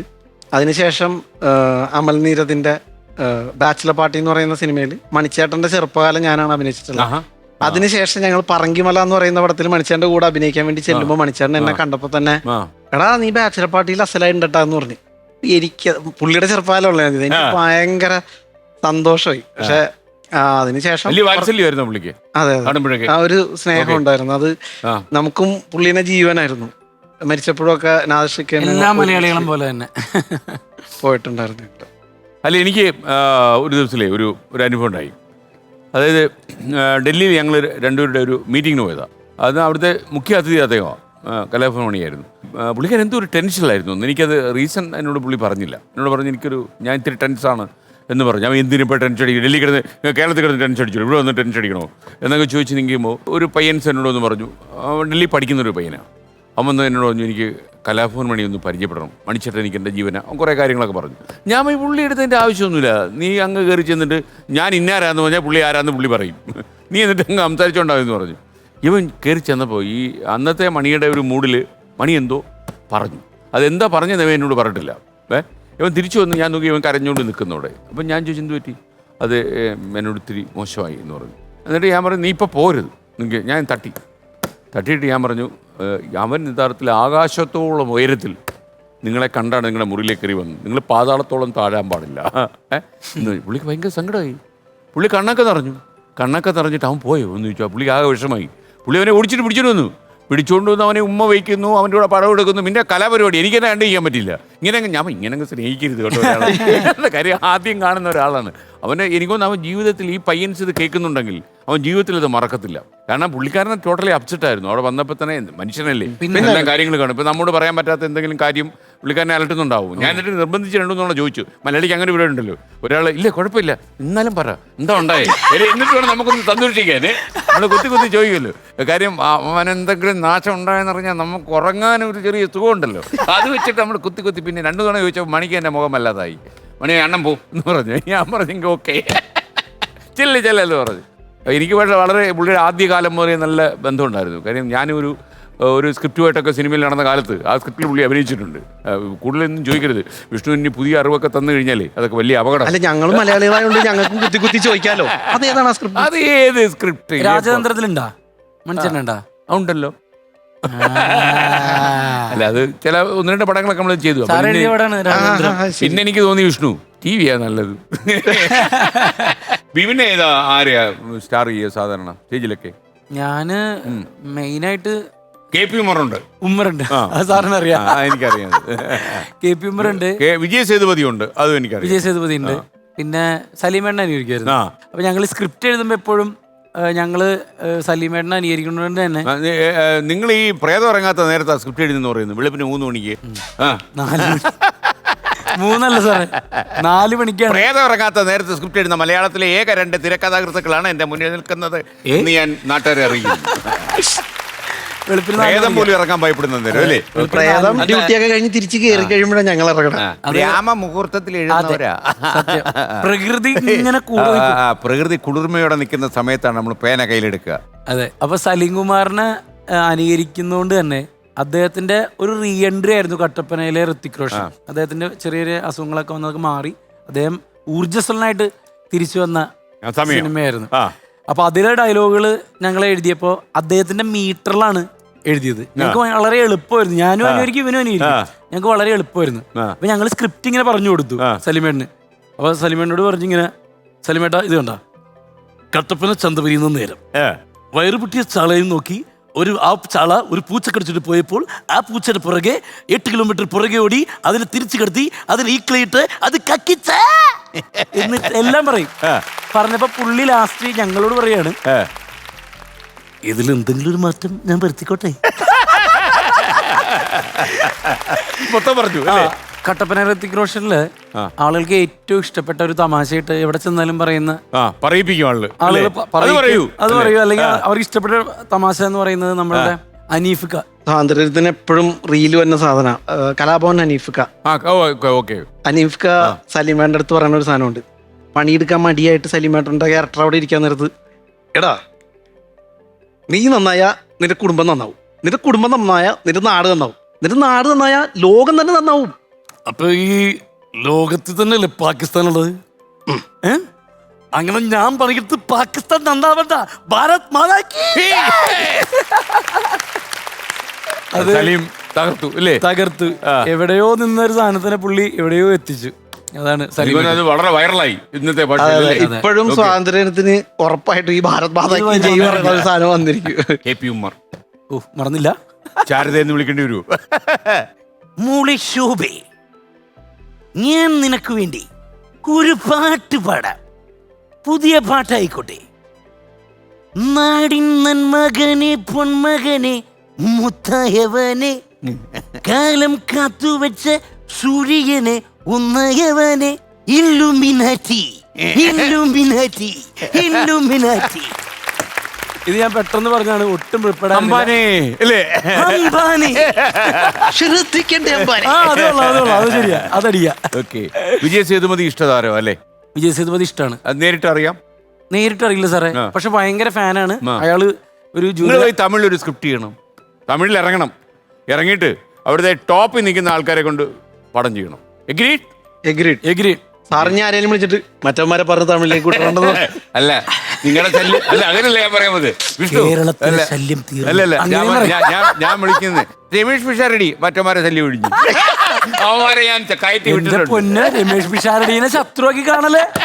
എന്റെ ഏറ്റവും സഹോദരനാണ്, എനിക്കറിയാം. എന്റെ എല്ലാ കാര്യവും. ഇത് കട്ട് ചെയ്തോളല്ല, ഇത് കൂടി ഇടണം കേട്ടോ. അല്ല, ഇത് ടെലികാസ്റ്റ് ചെയ്യണം, എന്നാലേ പിഷാരടി കിട്ടൂ അല്ലേ? ഓക്കെ. നമുക്ക് വിജയ് സേതുപതി നമുക്ക് ഇഷ്ടപ്പെട്ട നടനാണല്ലോ. വിജയ് സേതുപതിയുടെ വിക്രം വേദല, പിന്നെ അതും അല്ലാതെ പുള്ളി നമ്മുടെ മലയാളത്തിലെ ലാലേട്ടനെ പറ്റി പറയുന്ന ഒരു സാധനമുണ്ട്. വിക്രം വേദല മ്യൂസിക് ഉണ്ട്. விக்ரம் சார் ஒரு கதை சொல்லிட்டேன் சார். சார் என்ன கதை? உங்களை மாதிரி பொறுக்கில் ஒரே கதைன்னு. ஐயோ, என் கண்ணில் படம் பார்த்தியா சார்? சார் இந்த மோகன்லால் சார் இல்லையா, அவர் வேற லெவல் சார். அவர் கை விரலெல்லாம் நடுங்கு சார். அவர் வேற லெவல் சார். விக்ரம் சார் ഒരു കഥ சொல்லிட்டேன் സാർ. ഓക്കെ, സൂപ്പറായിട്ടുണ്ട്. എനിക്ക് തോന്നുന്നു നിങ്ങൾ ചെയ്ത സിനിമ അമർ അക്ബർ അന്തോണിയാണോ? നിങ്ങൾ അഭിനയിക്കാൻ പറ്റുന്ന കഥയായിരുന്നു അത്? അതെ. അയ്യോ, വലിയ കഷ്ടമായി, ഒരു ചെയ്ത്തായി പോലെ നാദിഷ ഇത്. എന്താണ്? അല്ല, നിങ്ങൾ അഭിനയിക്കാൻ അല്ല, പറ്റുന്നതാണ്. അതൊരു ചെയ്ത്തായി പോയി, അതുകൊണ്ടാണ് ഞങ്ങൾ ഇവിടെ നിൽക്കുന്നത്. ഇവിടെ നിൽക്കുന്നല്ലേ? അല്ലെങ്കിൽ പിന്നെ ഇവിടെ നിൽക്കേണ്ടി വരത്തില്ലായിരുന്നല്ലേ? അതെ. ഓക്കെ. അതെങ്ങനെയാ, അതിന്റെ ഒരു സാഹചര്യം എങ്ങനെയായിരുന്നു? ഞങ്ങള് BC നൗഫലിക്ക ഉണ്ട്. ആ. നൗഫലിക്ക ആണ് ഞങ്ങളോട് നിങ്ങളൊരു സംഭവം എഴുത്, മനസ്സിലായി. നിങ്ങൾ എഴുതുവാണെങ്കിൽ നിങ്ങൾ വെച്ചിട്ട് ഞാൻ തന്നെ പടം ചെയ്യാന്ന് പറഞ്ഞു. നമ്മൾ അഭിനയിപ്പിക്കാന്ന് പറഞ്ഞപ്പോഴാണ് നമ്മൾ സ്ക്രിപ്റ്റ് സിനിമയ്ക്ക് എഴുതാൻ വേണ്ടി തീരുമാനിക്കണം തന്നെ. അതുവരെ ഐഡിയ നേരത്തെ ഉണ്ടോ നിങ്ങളുടെ മനസ്സിൽ? ഇല്ല, സിനിമയ്ക്ക് എഴുതണം എന്നുള്ള ചിന്തയൊന്നുമില്ല. പുള്ളി ഇത് അഭിനയിപ്പിക്കാന്ന് പറയുന്നിടത്താണ് ഞങ്ങൾ ഒരുമിച്ച് എന്നാ സ്ക്രിപ്റ്റ് എഴുതാനിരിക്കാന്ന് പറഞ്ഞ് സിനിമയ്ക്ക് വേണ്ടി മുഹൂർത്തം. അതെ, അങ്ങനെ എഴുതി റെഡിയാക്കി. പക്ഷെ അന്നേരം ഈ സാറ്റലൈറ്റ് എഴുതിയോ? മൊത്തം എഴുതി. സാറ്റലൈറ്റിന്റെ കാര്യമൊക്കെ വന്നു കഴിഞ്ഞപ്പോഴത്തേക്കും പിന്നെ അത് നടന്നില്ല, ഡ്രോപ്പ് നമുക്കൊന്നും സാറ്റലൈറ്റ് ഇല്ല. സാറ്റലൈറ്റ് എല്ലാം നല്ല ആൾക്കാരുടെ ഇല്ല. തുടങ്ങിയ സമയമാണ് അതൊക്കെ. അപ്പോ ഷാജോൻ ചേട്ടനെ ഞങ്ങൾ വായിച്ച് കേൾപ്പിച്ചിട്ടുണ്ടായിരുന്നു സ്ക്രിപ്റ്റ്. അപ്പൊ ഷാജോൻ ചേട്ടൻ അത് ഭയങ്കര ഇഷ്ടമായി. ഷാജോൻ ചേട്ടൻ ഒരിക്കൽ ആദർശൊക്കെ എടുത്ത് ഇങ്ങനെ വെറുതെ സൂചിപ്പിച്ചു, ഇവന്മാരേലും ഒരു സ്ക്രിപ്റ്റ് ഉണ്ട് കേട്ടോ എന്ന് പറഞ്ഞു. അങ്ങനെയാണ് ആദർശക്കയുടെ അടുത്ത് അത് എത്തുന്നതും. ആഷിക കേട്ട് കഴിഞ്ഞപ്പോൾ ഇത് എന്റെ ആദ്യ സിനിമയായിട്ട് ഇൻഷാല്ലാ ഞാനിത് ചെയ്യുന്നു എന്ന് പറഞ്ഞ് ഞങ്ങൾക്ക് ക്ഷയിക്കാണ്ടിരുന്നു. അങ്ങനെയാണ് ആ പ്രൊജക്ട് ഓണാണ്. അപ്പൊ ആദർശക്ക ഞങ്ങളോട് പറഞ്ഞത്, ഇത് സംഭവം നമ്മൾ ചെയ്യുന്നു, പക്ഷെ ആരാണ് നിങ്ങൾ അഭിനയിപ്പിക്കാൻ ഉദ്ദേശിക്കണമെന്ന് വെച്ചപ്പോ ഞങ്ങള് അത് പിന്നെ ഞങ്ങളെക്കാളും നല്ല ആൾക്കാരെ കണ്ടെത്താൻ പാടായിരിക്കും. പഴയ ചില കാരണന്മാരില്ലേ, ബ്രോക്കർമാര്, പൈസ ഒക്കെ ചോദിച്ചിട്ട് പറയുമ്പോ മൂസുതിയാന്ന് തോന്നരുത്, ഞങ്ങളിത് ചെയ്യാമെന്ന് വിചാരിക്കാം അല്ലേ? അവൻ ആശിക പറഞ്ഞത്, എടാ ഇത് നമ്മുടെ കുടുംബക്കാര് മാത്രം കണ്ടാ പോരല്ലോ, അപ്പൊ അങ്ങനെ ഞങ്ങൾ ഈ ആർട്ടിസ്റ്റ് അടുത്ത് പോയി കഥ പറഞ്ഞതും ഇവരൊക്കെ സിനിമയിലേക്ക് വന്നു. ആൽവിൻ ആന്റണി ചേട്ടൻ, അത് പറയാണ്ട് പറ്റൂല, ആൽവിൻ ആന്റണി ചേട്ടനാണ് ഇത് ഇത്രയും വലിയ സ്റ്റാർ കാസ്റ്റിലേക്ക് കൊണ്ടുവരുന്നത്. അല്ല, അന്ന് പൃഥ്വിരാജ് നിങ്ങളോട് അവിടെ നമ്മുടെ രാംജി റാവു ഫിലിം സിറ്റിയിൽ എന്തോ വെച്ച് പറഞ്ഞല്ലോ. അത് ഞങ്ങള് സോങ് എടുക്കുന്ന സമയത്ത് ഞങ്ങള് റൈറ്റേഴ്സ് ആയല്ലോ, അപ്പൊ നമ്മളൊരു സോങ് ഷൂട്ട് ചെയ്യാനൊക്കെ ഞങ്ങള് നമുക്ക് നടക്കാനൊക്കെ ഇത്തിരി ആ ഭാരം മൊത്തം നമ്മൾ താങ്ങണ്ടേ? ചെറിയൊരു നെഞ്ച് കുറച്ച് മുന്നോട്ട് തള്ളി കാണും. ഞങ്ങളപ്പോ സോങ്ങിന്റെ ഷൂട്ടൊക്കെ കണ്ടിരിക്കുകയാണ് ഞാനും. ഇങ്ങനൊക്കെ തന്നടേ ഷൂട്ട് ചെയ്യുന്നത്. ജ്യൂസ് ഒക്കെ ഉണ്ട് കേട്ടോ, വിത്ത് കൂളിംഗ് ഗ്ലാസ്. ജ്യൂസ് മാത്രല്ല, മറ്റേ അതിനകത്തുള്ള റോയും ഉണ്ടല്ലോ, അല്ലെങ്കിൽ പിന്നെ നമ്മള് മോന്തി കുടിച്ചോണ്ടിരുന്നേ. അവര് ആഴ്ചയുടെ തമാശക്ക് ഞങ്ങളോട് പറഞ്ഞതാ, എടാ ഇതൊക്കെ നിങ്ങളെ പൃഥ്വിരാജ് പറഞ്ഞ നിങ്ങൾ അഭിനയിക്കാൻ വെച്ചിരുന്നല്ലേ ഈ പടം? അപ്പൊ അതെ, അപ്പൊ നിങ്ങളായിരുന്നെങ്കിൽ ഇത് കത്തർക്കടവ് പാലത്തിന്റെ അടിയിലായിരുന്നു ഈ സോങ് എടുക്കേണ്ടിയിരുന്നത്, അത് ഓർമ്മ വേണം. അതോടെ നമ്മള് ജ്യൂസ് ഒക്കെ മാറ്റി വെച്ചല്ലേ. ഇതിൽ അമർ അക്ബർ അന്തോണിയില് ഞാൻ നേരത്തെ തുടങ്ങി കുറച്ച് പൊടിക്ക് ഹൈപ്പറാണല്ലോ സാർ, എല്ലാത്തിനും ഒരു ആവേശമുണ്ട് ആവശ്യമില്ലാത്ത. അപ്പോ ഒരു ദിവസം നമുക്ക് അഭിനയിക്കാനുള്ള കൊതി ഉണ്ടല്ലോ. ഇവൻ ആ പടത്തിൽ നല്ലൊരു വേഷം ഓൾറെഡി ചെയ്തു. ജയസൂര്യനെ കത്തിക്കുത്തുന്ന ഒരു ഷോട്ട് ഉണ്ട്, അത് ഇവന്റെ ആക്ടിങ് ഒറ്റ സീനിൽ തന്നെ ഇവൻ നല്ല ആക്ടറാണല്ലോ എന്ന് തോന്നിപ്പിക്കുന്ന രീതിയിലുള്ള ഒരു സീനാ. കാരണം ജയസൂര്യ വന്നിട്ട് കലിപ്പിടുമ്പോ ഇവൻ വേണ്ടേട്ടാന്ന് പാവമായിട്ട് പെട്ടെന്ന് കത്തി എടുത്ത് വയറ്റിൽ വെക്കണതാ. പറഞ്ഞല്ലോടാ പന്നി എന്ന് പറഞ്ഞിട്ട് ഇവന്റെ ഒരു ടോൺ മാറ്റം ഉണ്ട്, അതിൽ ഹീറോയിസും ഉണ്ട് എന്നാ പാവത്തും ഉണ്ട്. ഒരു ആക്ടർ എന്നുള്ള രീതിയിൽ ഒറ്റ സീനിൽ ഇതാ. എനിക്കൊരു പരിപാടിയും കിട്ടിയിട്ടില്ല കേട്ടോ, ഒന്നും കിട്ടിയിട്ടില്ല. ഒന്നും കിട്ടിയിട്ടില്ല. അപ്പൊ ഞാൻ എന്ത് ചെയ്യും എന്നൊക്കെ പറഞ്ഞാൽ അസ്വസ്ഥനായിട്ടിരിക്കുക. അസ്വസ്ഥന. ഇടയിലും ഉള്ളില് നടൻ ഇങ്ങനെ ഇടക്കിടക്ക് പൊങ്ങി വരും, അഭിനയിക്കല്ലേ. അപ്പൊ ഞാൻ എന്ത് ചെയ്തെന്ന് വെച്ചാല് ഒരു വഴിയില്ലാണ്ടായപ്പോഴേക്കും നോക്കിയപ്പോ ജയസൂര്യയുടെ ക്യാരക്ടർ, അതായത് ജയേട്ടന്റെ ക്യാരക്ടർ എനിക്ക് ചെയ്യാൻ വെച്ചിട്ടാണല്ലോ ഞാൻ എഴുതുന്നത്. എന്റെ ചിന്തയിൽ എന്താ, ആ ക്യാരക്ടർ വേറെ ആരും കൊണ്ടുപോകൂല, കാരണം വയ്യാത്ത ഒരാളുടെ ക്യാരക്ടറാണല്ലോ. അത് പക്ഷെ ജയേട്ടൻ എന്നെക്കാളും ഗംഭീരമായിട്ട് അഭിനയിച്ച്. ഇതിലെ കോമഡി എന്താന്ന് വെച്ച് കഴിഞ്ഞാല് എനിക്ക് അഭിനയിക്കാൻ അവസരം വന്നു, എനിക്കല്ല എന്റെ കാലിന്. അതെങ്ങനെയാന്ന് വെച്ചാൽ എന്റെ കാലിന്, അതായത് ഈ അക്ബർ കാലിന് പോളിയോ വന്ന ആളായിട്ടാണ്. അപ്പൊ ഈ കാല് ഉമ്മ വന്നിട്ട് കാല് തടവണ ഒരു ഷോട്ട് ഉണ്ട്. അപ്പൊ അത് ഗ്രാഫിക്സിലൂടെ ചെയ്യാമെന്നൊക്കെയാണ് നാസിക പ്ലാൻ ചെയ്തിരുന്നത്. അപ്പൊ ഇതൊരു ചെറിയ പോളിയോ വന്നതായിട്ട്, അപ്പൊ ബിബിന്റെ കാല് തന്നെ വെച്ച് എന്റെ കാല് വെക്കാ, അപ്പൊ ഗ്രാഫിക്സിന്റെ അത്ര പൈസ ലാഭിക്കാലോ എന്ന് ഐഡിയ ആയിട്ട് വന്ന്. അപ്പൊ ആർട്ട് ഡയറക്ടർ നമുക്കും അഭിനയിക്കാൻ പറ്റില്ല, കാലെങ്കിലും ആർട്ട് ഡയറക്ടർ പറഞ്ഞു അങ്ങനെയാണെങ്കിൽ കട്ടിലിന്റെ ഒരു പാളി മാറ്റി തരാം. ജയസൂര്യ കിടക്കുന്നു, പാളി മാറ്റിയേക്കണോണ്ട് ജയേട്ടന്റെ കാല് താഴത്തേക്ക് വെക്കാം, കട്ടിലിന്റെ അടിയിൽ ബിബിൻ കിടന്നിട്ട് ബിബിന്റെ കാലം അടിയിൽ നിന്ന് മുകളിലേക്ക് ഇങ്ങനെ കയറ്റിക്കൊണ്ടു. ഇവരെ രണ്ട് കാലിന്റെ നടുക്ക് കൊണ്ടുവന്ന ഒരു പുതപ്പ് കൊണ്ടുവന്ന് അത് കവർ ചെയ്യുകയും ചെയ്തു. അപ്പൊ ബിന്ദു ചേച്ചി വന്നിട്ട് മോന്റെ കാലെ തടവണത് ബിബിന്റെ കാലാണ്, ജയേട്ടന്റെ കാലായിട്ട്. അതെ. അപ്പൊ ആ സീൻ എടുത്ത് അടിപൊളി എന്നൊക്കെ പറഞ്ഞ് ഓക്കെ വെച്ച് എടുക്കണേന്റെ ഇടയിൽ പടത്തിൽ ഇപ്പൊ ഇവന്റെ കാലാണ് അഭിനയിച്ചിട്ടുള്ളത്. അവൻ ആഷിക്ക് ഇത് കണ്ടിട്ട് നല്ല പെർഫോമൻസ്. അവൻ ആഷിക്ക് ഇത് കണ്ടു കഴിയുമ്പോഴത്തേക്കും എടാ കാല് മാത്രമേ അഭിനയിക്കണുള്ളൂ എന്ന് പറഞ്ഞിട്ട് ഒരുപാട് ടാറ്റി ഓവർ ആക്ടിങ് കാണിച്ച് നശിപ്പിക്കില്ല. കാല് ഓവർ ആക്ട് ചെയ്തു എന്റെ അവസാനം ഞാൻ ഇട്ട് ആകിത്തിരി അനങ്ങോളൂ അതവിടെ ഇട്ട്. നിങ്ങൾ അത്യാവശ്യം മിമിക്രി കൂടാതെ കുറേ പരിപാടികളുടെ ഇടയിലുണ്ട്, എനിക്കറിയാം. നിങ്ങൾ സ്റ്റേജിലൊക്കെ പോകുന്നവരാണ്, സ്കിറ്റ് കളിക്കും, സ്റ്റാർ ചെയ്യും, പാട്ട് പാടും അല്ലേ? ട്യൂബ്ലൈറ്റ് അടിച്ചു അതിലാരും ഒരു മാർഗമില്ല വരും അല്ലേ?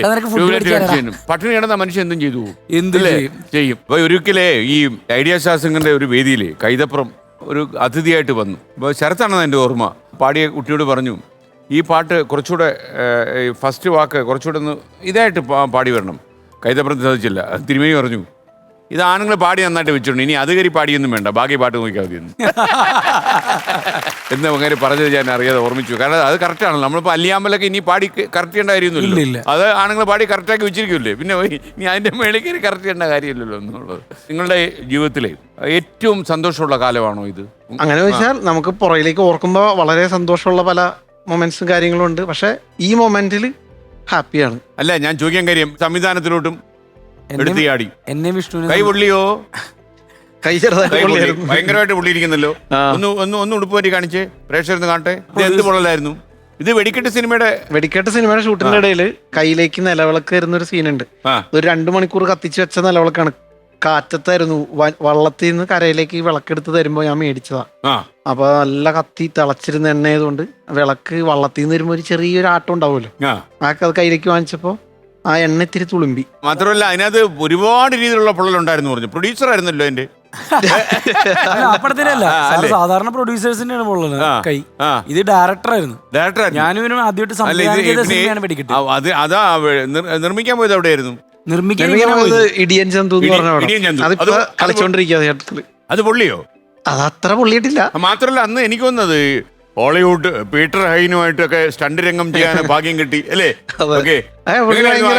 ഭയങ്കര ഫ്രണ്ട്ലി ആണ്. എന്ത് ഭാഷ പറഞ്ഞ് മനസ്സിലാക്കും പുള്ളി തമിഴും ഇംഗ്ലീഷും തെലുങ്കും എല്ലാം മിക്സ് ചെയ്തവരാണ്. കുഴപ്പമില്ല, അതാ എളുപ്പമായല്ലോ അല്ലേ? മാത്രമല്ല പുള്ളി വിഷ്ണു സംസാരിച്ച പുള്ളി സംശയിച്ചാണ്, ഇങ്ങനെ ഒരു ഭാഷയുണ്ടോ ഇന്ത്യയില്? ആക്ഷനിൽ എന്ത് ഭാഷ കാര്യം മനസ്സിലായല്ലോ അല്ലേ? ഓക്കെ, എങ്ങനെയുണ്ടായിരുന്നു അനുഭവം? വലിയ അനുഭവമായിരുന്നു. അത് ഈ പറഞ്ഞ പോലെ പുള്ളി ഒരു ലെജൻഡ് ആയിട്ടുള്ള ആളാണ്. അങ്ങേരുടെ കൂടെ വർക്ക് ചെയ്യാൻ പറ്റിയത് തന്നെ വലിയ ഭാഗ്യമാണ്. ഞാൻ പ്രതീക്ഷിച്ചിരുന്നത് ഇതിൽ ഭയങ്കര ഫൈറ്റ് ഒക്കെ കമ്പോസ് ചെയ്ത് അങ്ങനത്തെ പരിപാടിയാണ്. പുള്ളി പറഞ്ഞു നമുക്ക് ഇതിൽ വേണ്ട എല്ലാം നാടൻ തല്ലാണ്, കച്ചാലും പുച്ചാലും ഇടിക്കണോന്ന്. ഇതിന്റെ പ്രൊഡക്ഷൻ കൺട്രോളർ ഹീരനാണ്. അവൻ പുള്ളിനെ വിളിച്ചത് ഇവിടെ ഒരു പ്രഭാസിന്റെ പോലത്തെ ഒരുത്തനുണ്ടെങ്കിൽ വാന്നും പറഞ്ഞ വിളിച്ചു വരുത്തിയത്. അങ്ങനെയാണ് ഇവിടെ വന്ന് ഇടി തുടങ്ങുന്നത്. കോസ്റ്റ്ലിയാണ്. പക്ഷെ പുള്ളി ഇടിയിലൊരു ഇതുണ്ടല്ലേ, ഒരു മിതത്വമുണ്ട്, ഒരു മയോ ഇല്ല. അതായത് 100-300 സ്റ്റുഡൻസ് പിള്ളേര്, ആ പിള്ളേരും ഫൈറ്റേഴ്സ് ആയിട്ടുള്ള 10-40 ആൾക്കാരും ആക്ടേഴ്സ് ആയിട്ടുള്ള ഒരു 10-20 പേരും, ഇത്രയും പേര് ഒരുമിച്ചുള്ള കൂട്ടയടിയൊക്കെയാണ് പുള്ളി കമ്പോസ് ചെയ്തേക്കുന്നത് ക്ലൈമാക്സിന് വേണ്ടി. അപ്പൊ അത് ഭയങ്കര ഒരു എക്സ്പീരിയൻസ് ആയിരുന്നു. ജീവിതത്തിൽ അങ്ങനെ ഒരു പരിപാടി ഇനി നടക്കുമെന്ന് പോലും അറിയില്ല. ജീവിതം അങ്ങനെയായിരുന്നു അല്ലേ? അതെ. ഈ ബിബിൻ ജോർജ് വാദ്യാരായിരുന്നു ആ? അതെന്താ സാറേ, കണ്ട ഒരു ലുക്കില്ലെന്ന് സത്യമായിട്ട് അത് വാദ്യം ഹിന്ദി ആയിരുന്നു പറഞ്ഞു. ഹിന്ദിയാണ്. സൂപ്പർ ആയിരുന്നു അല്ലേ? അതുകൊണ്ട് ഗുണമല്ല ഉണ്ടായോ? ഇല്ല, ഞാൻ കൂടുതൽ പഠിപ്പിച്ചത് മറ്റേ എറണാകുളം ഗേൾസ് സ്കൂളിലായിരുന്നു. ആ അന്ന് ഈ ഗേൾസ് സ്കൂളിലേക്ക് ഇവൻ പിള്ളേരെ പഠിപ്പിക്കാൻ പോണ ആ കോസ്റ്റ്യൂമും ആ ഗെറ്റപ്പ് ഒന്ന് അറിഞ്ഞിരിക്കണം സാറ്. ആണ് ആണ് ആ ആ മുടി കളർ ചെയ്തിട്ടുണ്ട്, ഇങ്ങനെ സ്പൈക്കായിട്ട് ഇങ്ങനെ മുകളിലേക്ക് വെക്കും, മേലോട്ടിരിക്കും. ഗോപുരം പോലെ. ഫ്രെയിമുള്ള കട്ടി ഫ്രെയിമുള്ള കളറ് ഫ്രെയിമുള്ള കണ്ണട, ചുവപ്പ് ഫ്രെയിമൊക്കെ ഇരിക്കും. അകത്ത് വൈറ്റ് ടീഷർട്ട്, റെഡ് ജാക്കറ്റ്, ആ ഒരു കളറ് പാന്റൊക്കെ, പച്ച പാന്റൊക്കെ ഇരിക്കും. ഞാൻ ചെയ്യണല്ലേ, ആളെടുത്ത് നിൽക്കല്ലേ, പച്ച പാന്റൊക്കെ ഇടും. എന്നിട്ട് നോ ഫിയറിന്റെ ഒരു സ്റ്റിക്കർ ഒട്ടിച്ച ഒരു സ്കൂട്ടറും. എങ്ങോട്ടാ പോണ്? ഗേൾസ് സ്കൂളിലേക്ക് പഠിപ്പിക്കാൻ. കൺഫേം പോവാനാണെന്ന് കണ്ടറിയാം. അപ്പോഴാ അറിയണ ഇപ്പൊ പഠിപ്പിക്കാനോ പോണേന്നും കൂടി കേൾക്കുമ്പോ ഈ ആദ്യമായിട്ട് ആലോചിക്കില്ലേ ഇങ്ങനെ പോവാനല്ലേ? ആ അപ്പൊ അവിടെ പഠിപ്പിക്കാനും കൂടി പോണേന്ന് കേൾക്കുമ്പോൾ 2 കൊല്ലം പഠിപ്പിച്ചു ഞാൻ. 2 കൊല്ലം ഗേൾസ് സ്കൂളിൽ. ഇതിനിടെ TC വാങ്ങിച്ചു പോയ കുട്ടികളുണ്ടോ? ഇല്ല ഇല്ല ഇല്ല. ഇത് താങ്ങാൻ കെച്ചപ്പിൽ മാത്രമേ ഉള്ളൂ ഇതൊക്കെ. നല്ലൊരു അധ്യാപകനാണ് ഞാൻ, എനിക്കറിയാം. എന്നാര് പറഞ്ഞു? ഞാൻ തന്നെ പറഞ്ഞു. സാറ് നമ്മക്ക് നമ്മളെ പറ്റി വിശ്വാസം വേണമല്ലോ, നമുക്ക് കോൺഫിഡൻസ് വേണമല്ലോ. ഈ ഹിന്ദി അറിയായിരുന്നല്ലേ? ഞാന് ഹിന്ദിയില് BA, MA, MPhil, B.Ed ഇത്രയും കഴിഞ്ഞ. കണ്ടാ പറയത്തില്ലോട്ടോ, സത്യം മണ്ടരാന്ന് തോന്നുന്നു. പക്ഷെ ഉണ്ട് ലുക്ക് പ്രശ്നം അല്ലേ? ഇതിന്റെ ഇടയിൽ 2-3 ഗവൺമെന്റ് ജോലിയും വന്നു എനിക്ക്. കളക്ടറേറ്റിൽ നിന്ന് നേരിട്ട് നിയമനം കുറെ വന്നിട്ടുണ്ടായിരുന്നു. പക്ഷെ നമുക്ക് അതിനൊന്നും പോയില്ല. അതൊക്കെ അല്ലെങ്കിൽ ആ കളക്ടറുടെ ജോലി പോയത്. അല്ല, അവൻ പറഞ്ഞാണ് പോയിന്റ്. എന്നെക്കാളും അർഹതപ്പെട്ടവരുണ്ടാവും, അവർക്ക് കൊടുക്കാൻ. നന്നായി. അപ്പൊ അങ്കിൽ പിന്നെ നാട്ടുകാർക്ക് ഇത്രയും സിനിമകൾ കാണാൻ പറ്റുമായിരുന്നു അല്ലേ? ആ പറയൂ. ബിപിൻ ജോർജ് എന്തോ കുറച്ചു വർഷങ്ങൾക്ക് മുമ്പ് എറണാകുളം ടൗണിലുള്ള കുറച്ച് കടകളുടെ മുന്നിൽ ബിപിൻ ജോർജ് ഈ കടയുടെ ഐശ്വര്യം എന്ന ബോർഡ് കണ്ടു. എന്തിനായിരുന്നു അത്? അങ്ങനെ എഴുതി വെച്ചോ? അത് ഇവൻ പറയും. അത് ഏതെങ്കിലും ഷവർമ്മ കടയിലായിരിക്കുള്ളൂ. അതല്ലേ മിക്കവാറും എഴുതി വെച്ചേക്കല്ലേ? അതായത് ആ ഷവർമ്മ ഇങ്ങനെ ട്രെൻഡായി വരണ സമയത്ത് എല്ലാ ഷവർമ്മ കടകളിലും പോയിട്ട് അവിടുത്തെ ഷവർമ്മ കട തുടങ്ങിയ സമയത്ത് എല്ലാ കടക്കാർക്കും ബിബിൻ അറിയാം. കാരണം പുതിയ ഷവർമ്മ കട വന്നിട്ടുണ്ട്, അവിടുത്തെ ടേസ്റ്റ് എങ്ങനെയുണ്ട് നോക്കട്ടെ. എല്ലായിടത്തും പോയി ഷവർമ്മ കഴിക്കുമായിരുന്നു. അപ്പൊ അങ്ങനെ ഒരു വണ്ണവും കൂടി. എത്ര കിലോ ഉണ്ടായിരുന്നു? 21 ഏജിൽ ഞാൻ 98 kg ഉണ്ടായിരുന്നു. സൂപ്പർ. അങ്ങനെ തന്നെ വേണം അല്ലേ? അല്ല, അതൊരു 21 വയസ്സുള്ള 40 വയസ്സുകാരുടെ ഷവർമ്മ കഴിച്ചുണ്ടാക്കിയതല്ലേ? പക്ഷെ ഇതിപ്പോ പണിയെടുത്തിട്ട് വണ്ണം കുറച്ചതാ. അന്ന് 98 നല്ലത്. സാറെ ഫോട്ടോ ഒന്ന് കാണാൻ ചിരിച്ചു ഇൻസ്റ്റാഗ്രാമിൽ കിടപ്പുണ്ട്. ആണോ? അപ്പൊ അതെടുത്തൊന്ന് പ്രേക്ഷകരെ കാണിക്കാം. കാണിക്കാം.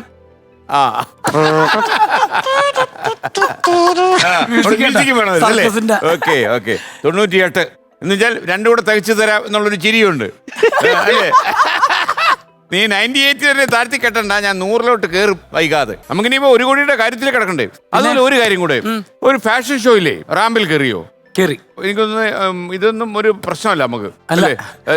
ജീവിതത്തിലെ ഏറ്റവും നല്ല നിമിഷങ്ങളില് ഈ പറഞ്ഞ സിനിമയില് നായകനായി ഞാൻ എന്നെ സ്ക്രീനിൽ കണ്ടപ്പോണ്ടായ അതേ സന്തോഷമായിരുന്നു ഞാൻ റാംബോ വാക്ക് ചെയ്തത്. അതായത് എനിക്ക് അവിടെ വെച്ച് ഞാൻ സ്റ്റേജിൽ അനൗൺസ് ചെയ്തത് ഇങ്ങനെയായിരുന്നു. ഇപ്പോഴും ആ ഡയലോഗ് ഓർമ്മയുണ്ട്. അതായത് പണ്ട് കുഞ്ഞുനാളില് എന്നെ നോക്കി ഞാൻ നടന്നു പോരുന്നപ്പോൾ കളിയാക്കുമെന്നോ അല്ലെങ്കിൽ എന്തെങ്കിലും പറയുമെന്നോ പേടിച്ചിരുന്ന ആ കുട്ടിക്കാലത്ത് നിന്ന് ഇന്ന് എൻ്റെ ഈ നടത്തം ഒരു എന്താ പറയുന്നത്, നിങ്ങളുടെ മുമ്പിലേക്ക് ഞാനിങ്ങനെ നടന്നു വരുമ്പോൾ അതൊരു ഐക്കണായി മാറിയിട്ടുണ്ടെങ്കിൽ എന്നെപ്പോലെയുള്ള ഇങ്ങനെയുള്ള കുട്ടികൾക്ക് എല്ലാവർക്കും വേണ്ടിയാണ് ഞാൻ നിങ്ങളുടെ മുമ്പിൽ ഈ നടപ്പ് നടക്കുന്നതെന്ന് പറഞ്ഞാണ് നടന്നത്. Okay, super. അതൊരു വലിയൊരു കോൺഫിഡൻസ് ആൾക്കാരുടെ ഉള്ളിൽ അല്ലേ? ആ കുട്ടേട്ടൻ എന്തോ ചോദിക്കാനുണ്ട്. ബിപിൻ, വിഷ്ണു, നിങ്ങൾ രണ്ടുപേരുമാണ് കേരളത്തിൽ ആദ്യമായി കുടുംബശ്രീയിൽ നിന്ന് ലോൺ എടുത്ത് മിമിക്സ് ട്രൂപ്പ് തുടങ്ങിയ ആളുകൾ. ആണോ? കുടുംബശ്രീയിൽ നിന്ന് ലോൺ എടുത്ത് മിമിക് ട്രൂപ്പ് തുടങ്ങിയല്ലേ? ഞാനല്ല, ഇവനല്ല. ഞങ്ങളുടെ ഒരു കോമൺ ഫ്രണ്ട് ഉണ്ട്, അനീഷ് നായരമ്പലം. അവനൊരു ട്രൂപ്പ് ഉണ്ടായിരുന്നു ഓൾറെഡി. അപ്പൊ ഞാനും കൂടി പാർട്ണർഷിപ്പിൽ തുടങ്ങാൻ വേണ്ടി. അപ്പൊ എന്റെ ഇൻവെസ്റ്റ്മെന്റ് എന്ന് പറഞ്ഞാൽ നമ്മുടെ കാശൊന്നുമില്ലല്ലോ. അപ്പൊ ഞാൻ കുടുംബശ്രീന്ന് ലോൺ എടുത്ത് സ്വയം തൊഴിൽ തുടങ്ങണതിന്റെ എന്താണ് എന്റെ സ്വയം തൊഴിൽ, ഞാൻ ഒരു ഇത് തുടങ്ങാണ്, മിമിക്സ് ട്രൂപ്പ് തുടങ്ങാന്ന് പറഞ്ഞിട്ട് അവർക്ക് ആദ്യം അതൊരു കൗതുകമായിരുന്നു, ഇത് ശരിയായ നടപടിയാണോ. പക്ഷെ നമ്മള് എന്നെ അറിയാൻ ഞാൻ ചെറിയ സിനിമകളൊക്കെ എത്രയാണെന്ന് ഞാൻ മറന്നുപോയി. ആ. കൃത്യമായിട്ട് കാശൊക്കെ തിരിച്ചടച്ചു. പ്രോഗ്രാമിലൂടെ തന്നെ ആ ഞങ്ങൾ പ്രൊജക്ടർ വാങ്ങിച്ചു, കർട്ടൻ എനിക്ക് വാങ്ങിച്ചു. ലോകത്തിലെ ആദ്യത്തെ കുടുംബശ്രീ ലോണായിരിക്കും മിമിക്രിക്കായിട്ടുള്ളത്. ചിലപ്പോ അല്ലേ? ആയിരിക്കും. ട്രൂപ്പിന്റെ പേരെന്തായിരുന്നു? കൊച്ചിൻ ഹോളിവുഡ്. കൊച്ചിൻ ഹോളിവുഡ്. സംഭവം പച്ചാളത്ത് പോലും പരിപാടി അവതരിപ്പിച്ചില്ല. എന്നാലും പേര് കൊച്ചു ഹോളിവുഡ്. അതങ്ങനെ ആർട്ടിസ്റ്റുകളൊക്കെ ലോക്കൽ ആർട്ടിസ്റ്റുകളാ. ബിബിൻ ജോർജ്, വിഷ്ണു ഉണ്ണികൃഷ്ണൻ, അനീഷ് നായരപ്പുരം, ദീപ് വേലൂര്, ഷിനിൽ ചിറ്റൂര്. ഇവര് വെറുതെ പറഞ്ഞോട്ടെ എല്ലായിടത്തും പോയി പരിപാടി അവതരിപ്പിച്ചു. ആ ഞങ്ങൾ അത്യാവശ്യം നന്നായിട്ട് ഒരു വർഷം എനിക്ക് തോന്നുന്നു 10-25 സ്റ്റേജൊക്കെ ഞങ്ങൾ ചെയ്തിട്ടുണ്ട്. ഓക്കെ. നമുക്കിനി 1 കോടിയുടെ കാര്യത്തിൽ കിടക്കണ്ടേ? പിന്നെ? നമ്മൾ 1 കോടി വിത്ത് കോമഡി എന്ന് പറഞ്ഞിട്ട് കോമഡി ആയിട്ട് വീട്ടിൽ പോകാൻ പറ്റുമോ? 1 കോടിയുടെ മത്സരം ആരംഭിച്ചാലോ? ഞാൻ ചോദിക്കുന്ന ചോദ്യത്തിന് ഉത്തരം മുട്ടുമ്പോൾ 3 പേര് സഹായിക്കാൻ വരും. ഒന്നീ കുട്ടേട്ടൻ, മറ്റൊരാൾ വരുന്നത് രസലയ കുമാർ എന്നതാണ്. ഡോക്ടർ രസലയ കുമാറാണ്. രസവും ലയവും കുമാരനും കൂടാണ് അദ്ദേഹം ഈ വേദിയിലേക്ക് വന്ന് നിങ്ങളെ സഹായിക്കും. മൂന്നാമത്തെ ഒരാൾ PC രാജു. അദ്ദേഹത്തിൻ്റെ പ്രത്യേകത എന്ന് വെച്ചാൽ PhD പരീക്ഷ എഴുതും. ഒരുപാട് പരീക്ഷ എഴുതി എല്ലാം കൃത്യമായിട്ട് തോറ്റു. അതുകൊണ്ട് അദ്ദേഹം കലി ബാധിച്ച് അദ്ദേഹം ഒരു ഇൻസ്റ്റിറ്റ്യൂട്ട് നടത്തുക. അപ്പോൾ നമ്മൾ ആദ്യ ചോദ്യത്തിലേക്ക് ഫസ്റ്റ് ക്വസ്റ്റ്യൻ 10,000 രൂപയുടെ ചോദ്യം. ഞാൻ 5 അക്ഷരമുള്ള ഒരു മലയാള സിനിമാ നടനാണ്. എൻ്റെ പേരിൽ 5 അക്ഷരമുണ്ട്. ആദ്യത്തെ 2 അക്ഷരങ്ങൾ ചേർന്നാൽ കേരളത്തിലെ ഒരു ജില്ലയാകും. അവസാനത്തെ 3 അക്ഷരം ചേർന്നാൽ ഒരു സസ്യമാകും. ആരാണ് ഞാൻ? പറയട്ടെ. ആ, കൊല്ലം തുളസി. ആദ്യത്തെ 2 അക്ഷരത്തിൽ കൊല്ലമുണ്ട്, അവസാനത്തെ 3 അക്ഷരത്തിൽ ഒരു ചെടിയുണ്ട്, ഒരു സസ്യമുണ്ട്. അപ്പൊ കൊല്ലം തുളസി. തുളസി ചേട്ടന് കാര്യമൊന്നും കിട്ടിയില്ലെങ്കിൽ നിങ്ങൾക്ക് 10,000 രൂപ കിട്ടി. ഓക്കെ. അടുത്ത ചോദ്യം നമ്പർ 2 ക്വസ്റ്റ്യൻ.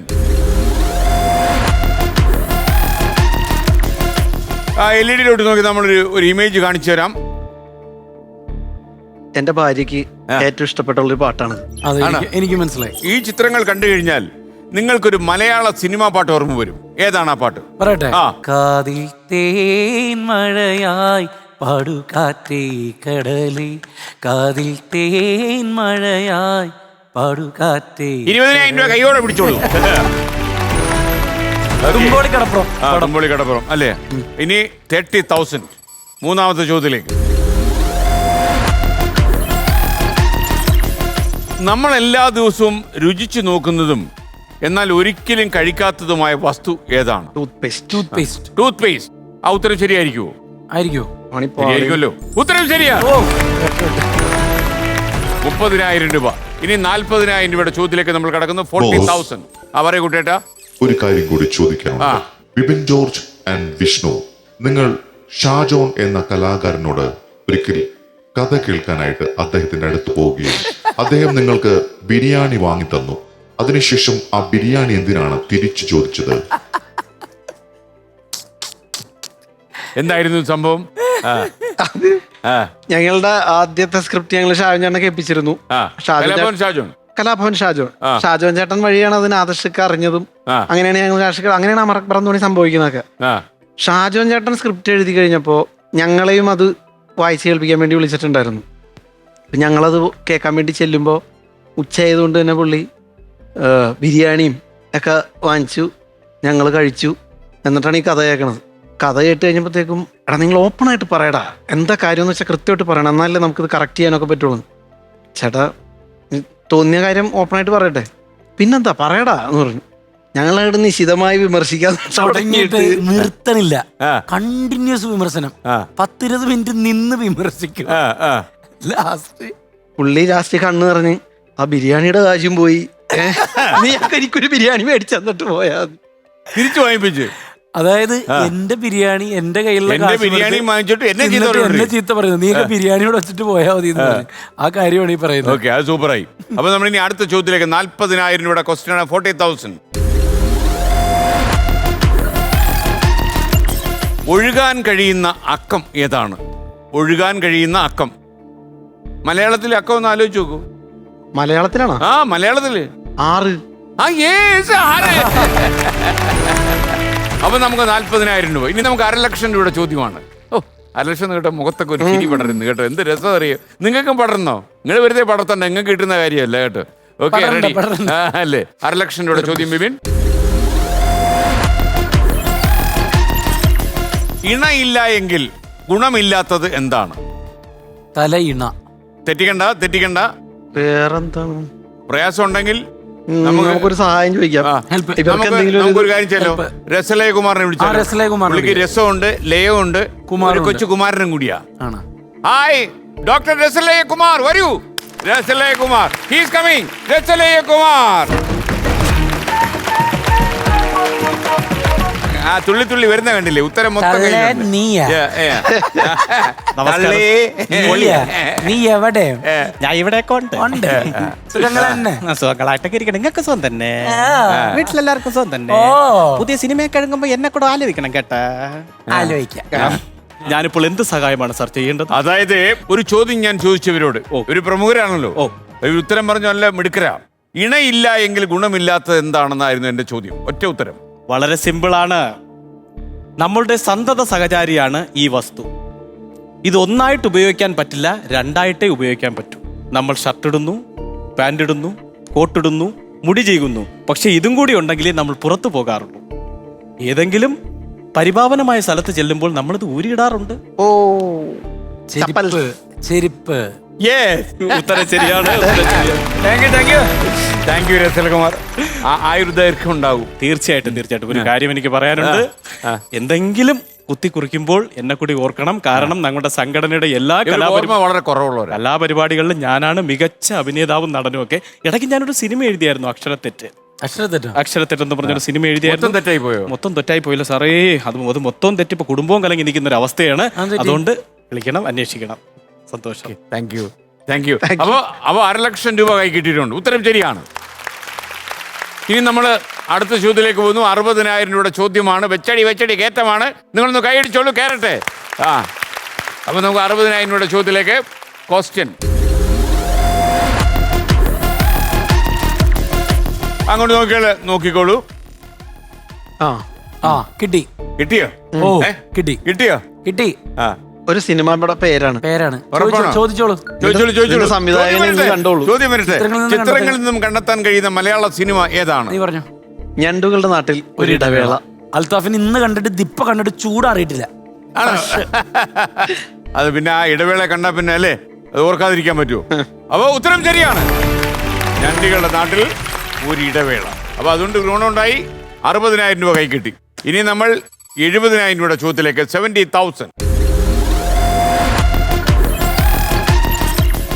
കണക്കിലുള്ള 2 ശരീരഭാഗങ്ങൾ ഏതാണ്? കണക്കിലുള്ള 2 ഗണിതശാസ്ത്രത്തിൽ പറയുന്നതാണ്. ഗണിതശാസ്ത്രത്തിൽ എന്താ ബിന്ദു രേഖ ഒക്കെ ഉള്ള പോലെ. സോറി. പാദം, കർണം. പാദം, കർണം. ശരിയാണോ? അല്ലേ? ശരിയാണോ?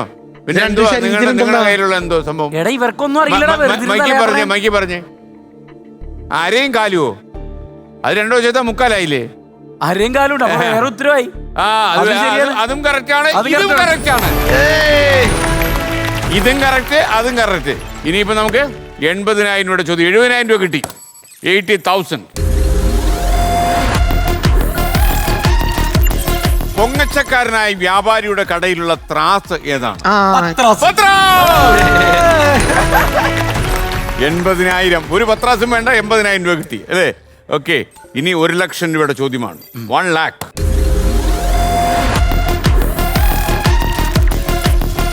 അങ്ങോട്ട് നോക്കിക്കോളൂ.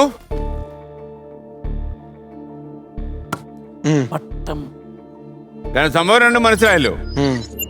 ചിത്രങ്ങളിൽ നിന്നും കണ്ടെത്താവുന്ന കേരളത്തിലെ ഒരു സ്ഥലം ഏതാണ്? പട്ടവും തേനീച്ച. കമ്പം തേനിയാണോ? അല്ല. പട്ടം കയറ്റ് എന്നാണ് പട്ടത്തിന് പറയാ. സ്ഥലം ഏതോ ആവാല്ലേ? ലോകത്തിലേതെങ്കിലും ആവാല്ലേ? കേരളത്തിലേതാണ്. കേരളത്തിൽ തന്നെയാണോ? പട്ടാമ്പി.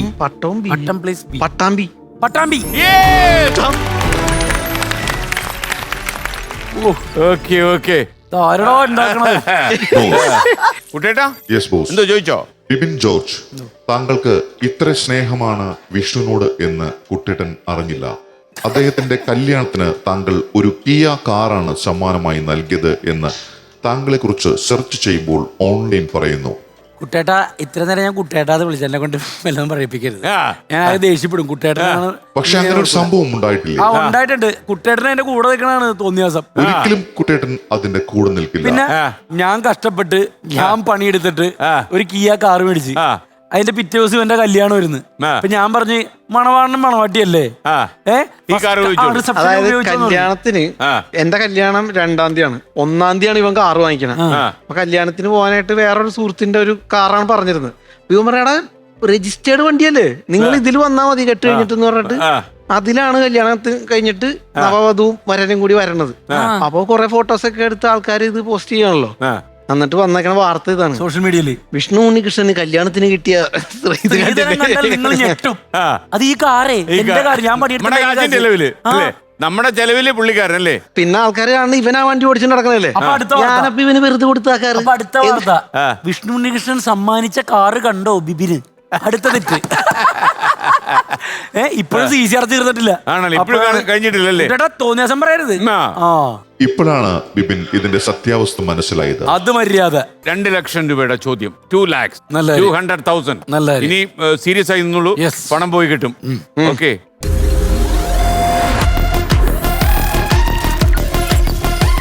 മലയാളത്തിലെ ഒരക്ഷരത്തെ നേർപകുതിയാക്കിയാൽ 2 അക്കങ്ങൾ കിട്ടും.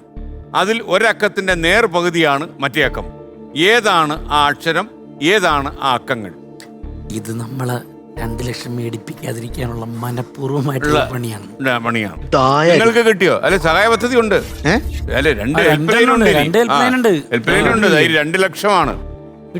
എടുത്തേക്കാം. PC രാജു റെഡി ആയിരിക്കും, ടെലിഫോണിലുണ്ട്. Hello, please connect me to PC Raju. Sir, നമ്മുടെ ചോദ്യം ഇതാണ്: മലയാളത്തിലെ ഒരക്ഷരത്തെ നേർപകുതിയാക്കിയാൽ 2 അക്കങ്ങൾ കിട്ടും. അതിൽ ഒരക്കത്തിന്റെ നേർപകുതിയാണ് മറ്റേ അക്കം. ഏതാണ് ആ അക്ഷരം, ഏതാണ് ആ അക്കങ്ങൾ? ഇത് ഞാൻ പറഞ്ഞു തരാം. അതായത് നിങ്ങളുടെ ഒരു സിനിമയുടെ പേര് തുടങ്ങുന്നത് ഈ അക്ഷരം മുതലാണ്.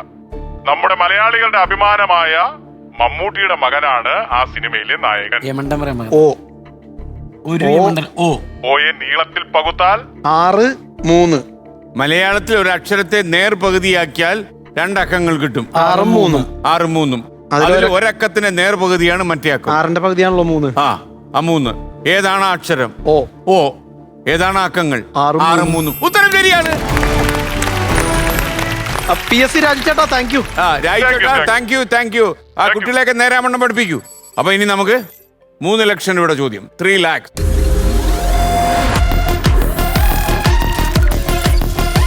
സലിൽ ചൗധരിയുടെ മക്കളായ അന്തരയും സഞ്ജയും ചേർന്ന് സംഗീതം നൽകിയ ഏക മലയാള സിനിമ ഏതാണ്? പൂനിലാമഴയാണോ? ആണോന്നുള്ള ചോദ്യമില്ല. കുട്ടേട്ടനോടും കൂടി ചോദിച്ചാലോ? കുട്ടേട്ടാ, കുട്ടേട്ടൻ തീർച്ചയായും നിങ്ങളെ സഹായിക്കാം. ഇത് വർഷങ്ങൾക്ക് മുമ്പ് അനിൽ ബാബു എന്ന സംവിധായകൻ സംവിധാനം ചെയ്ത ചിത്രമാണ്. കുഞ്ചാക്കോ ബോബൻ ആണ് ഈ ചിത്രത്തിലെ നായകൻ. സ്നേഹ ആദ്യമായിട്ട് മലയാളത്തിൽ അഭിനയിച്ചപ്പെടും. ഇങ്ങനെ ഒരു വളരെ കറക്റ്റ് ആണ്. ഇങ്ങനെ ഒരു നിലാപക്ഷി. Correct answer. താങ്ക് യു കുട്ടേട്ടാ. കുട്ടേട്ടൻ നീണാൾ വാഴട്ടെ. വെൽക്കം അല്ലേ? വെൽക്കം. ഓക്കെ, അപ്പൊ നമ്മള് 3 ലക്ഷം രൂപ കിട്ടി. ഇനി നമ്മൾ 5 ലക്ഷം രൂപയുടെ ചോദ്യത്തിലേക്കാണ് കിടക്കുന്നത്. 5 lakhs.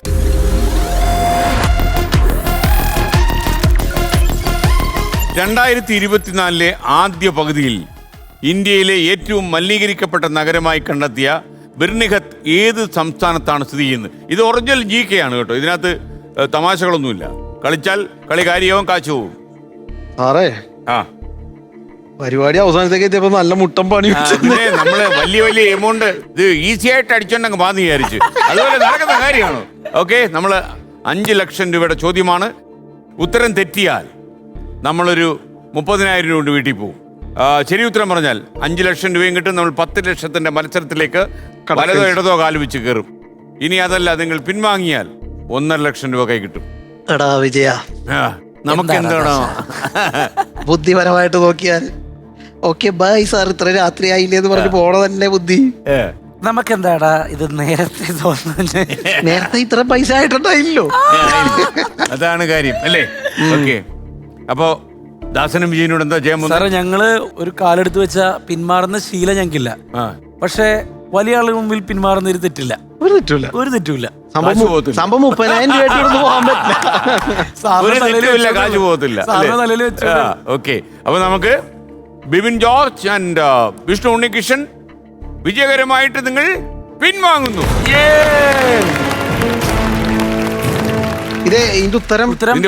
ഇതിന്റെ ശരിയായ ഉത്തരം മേഘാലയാണ്.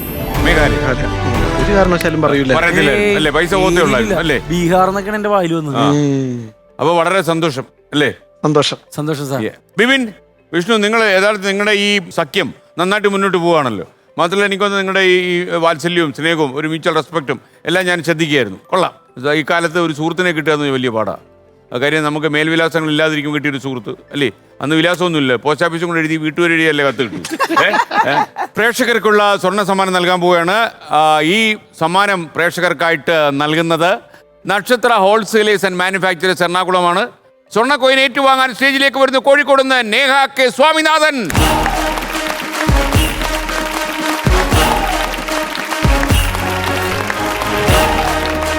കൊല്ലത്തുനിന്ന് അഭിജിത്ത്.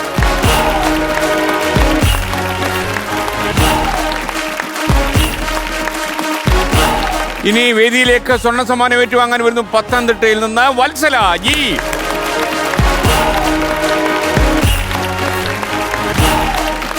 ഓക്കെ, അപ്പൊ നമുക്ക് വളരെ സന്തോഷമായിട്ട് ചെക്ക് വാങ്ങി പിരിയാം അല്ലേ? Yes, sir. ഓക്കെ, 2 സർട്ടിഫിക്കറ്റ്സും ഉണ്ട്. രണ്ടുപേരും ഐശ്വര്യമായിട്ട് ചിരിക്കണേ, ക്യാമറ നോക്കി ചിരിക്കണേ. എമൗണ്ട് ഇത്തിരി കുറഞ്ഞാലും ചിരി കുറയ്ക്കണ്ട. സാറിന്റെ മുഖത്തും ചിരി വേണേ, സങ്കടത്തിൽ തരരുത്. വരുത്തി ചേർത്ത ചിരിയാവരുത്. ഓക്കെ, കൈയടിച്ചു കൊടുക്കൂ, കൈയടിച്ചു കൊടുക്കൂ. ആ, യെസ് യെസ്. ഇതേപോലൊരു കൈയടി ഈ അടുത്ത കാലത്തും ഉണ്ടായിട്ടില്ല. ഓക്കെ, ആ പൊള്ളുന്ന കൈയോടെ ഏറ്റുവാങ്ങിയതാ. സൂക്ഷിച്ചു വെക്കണം പണം. Thank you sir. Thank you. കാണാം, സന്തോഷം. ഇതാ വഴി. Thank you. Thank you.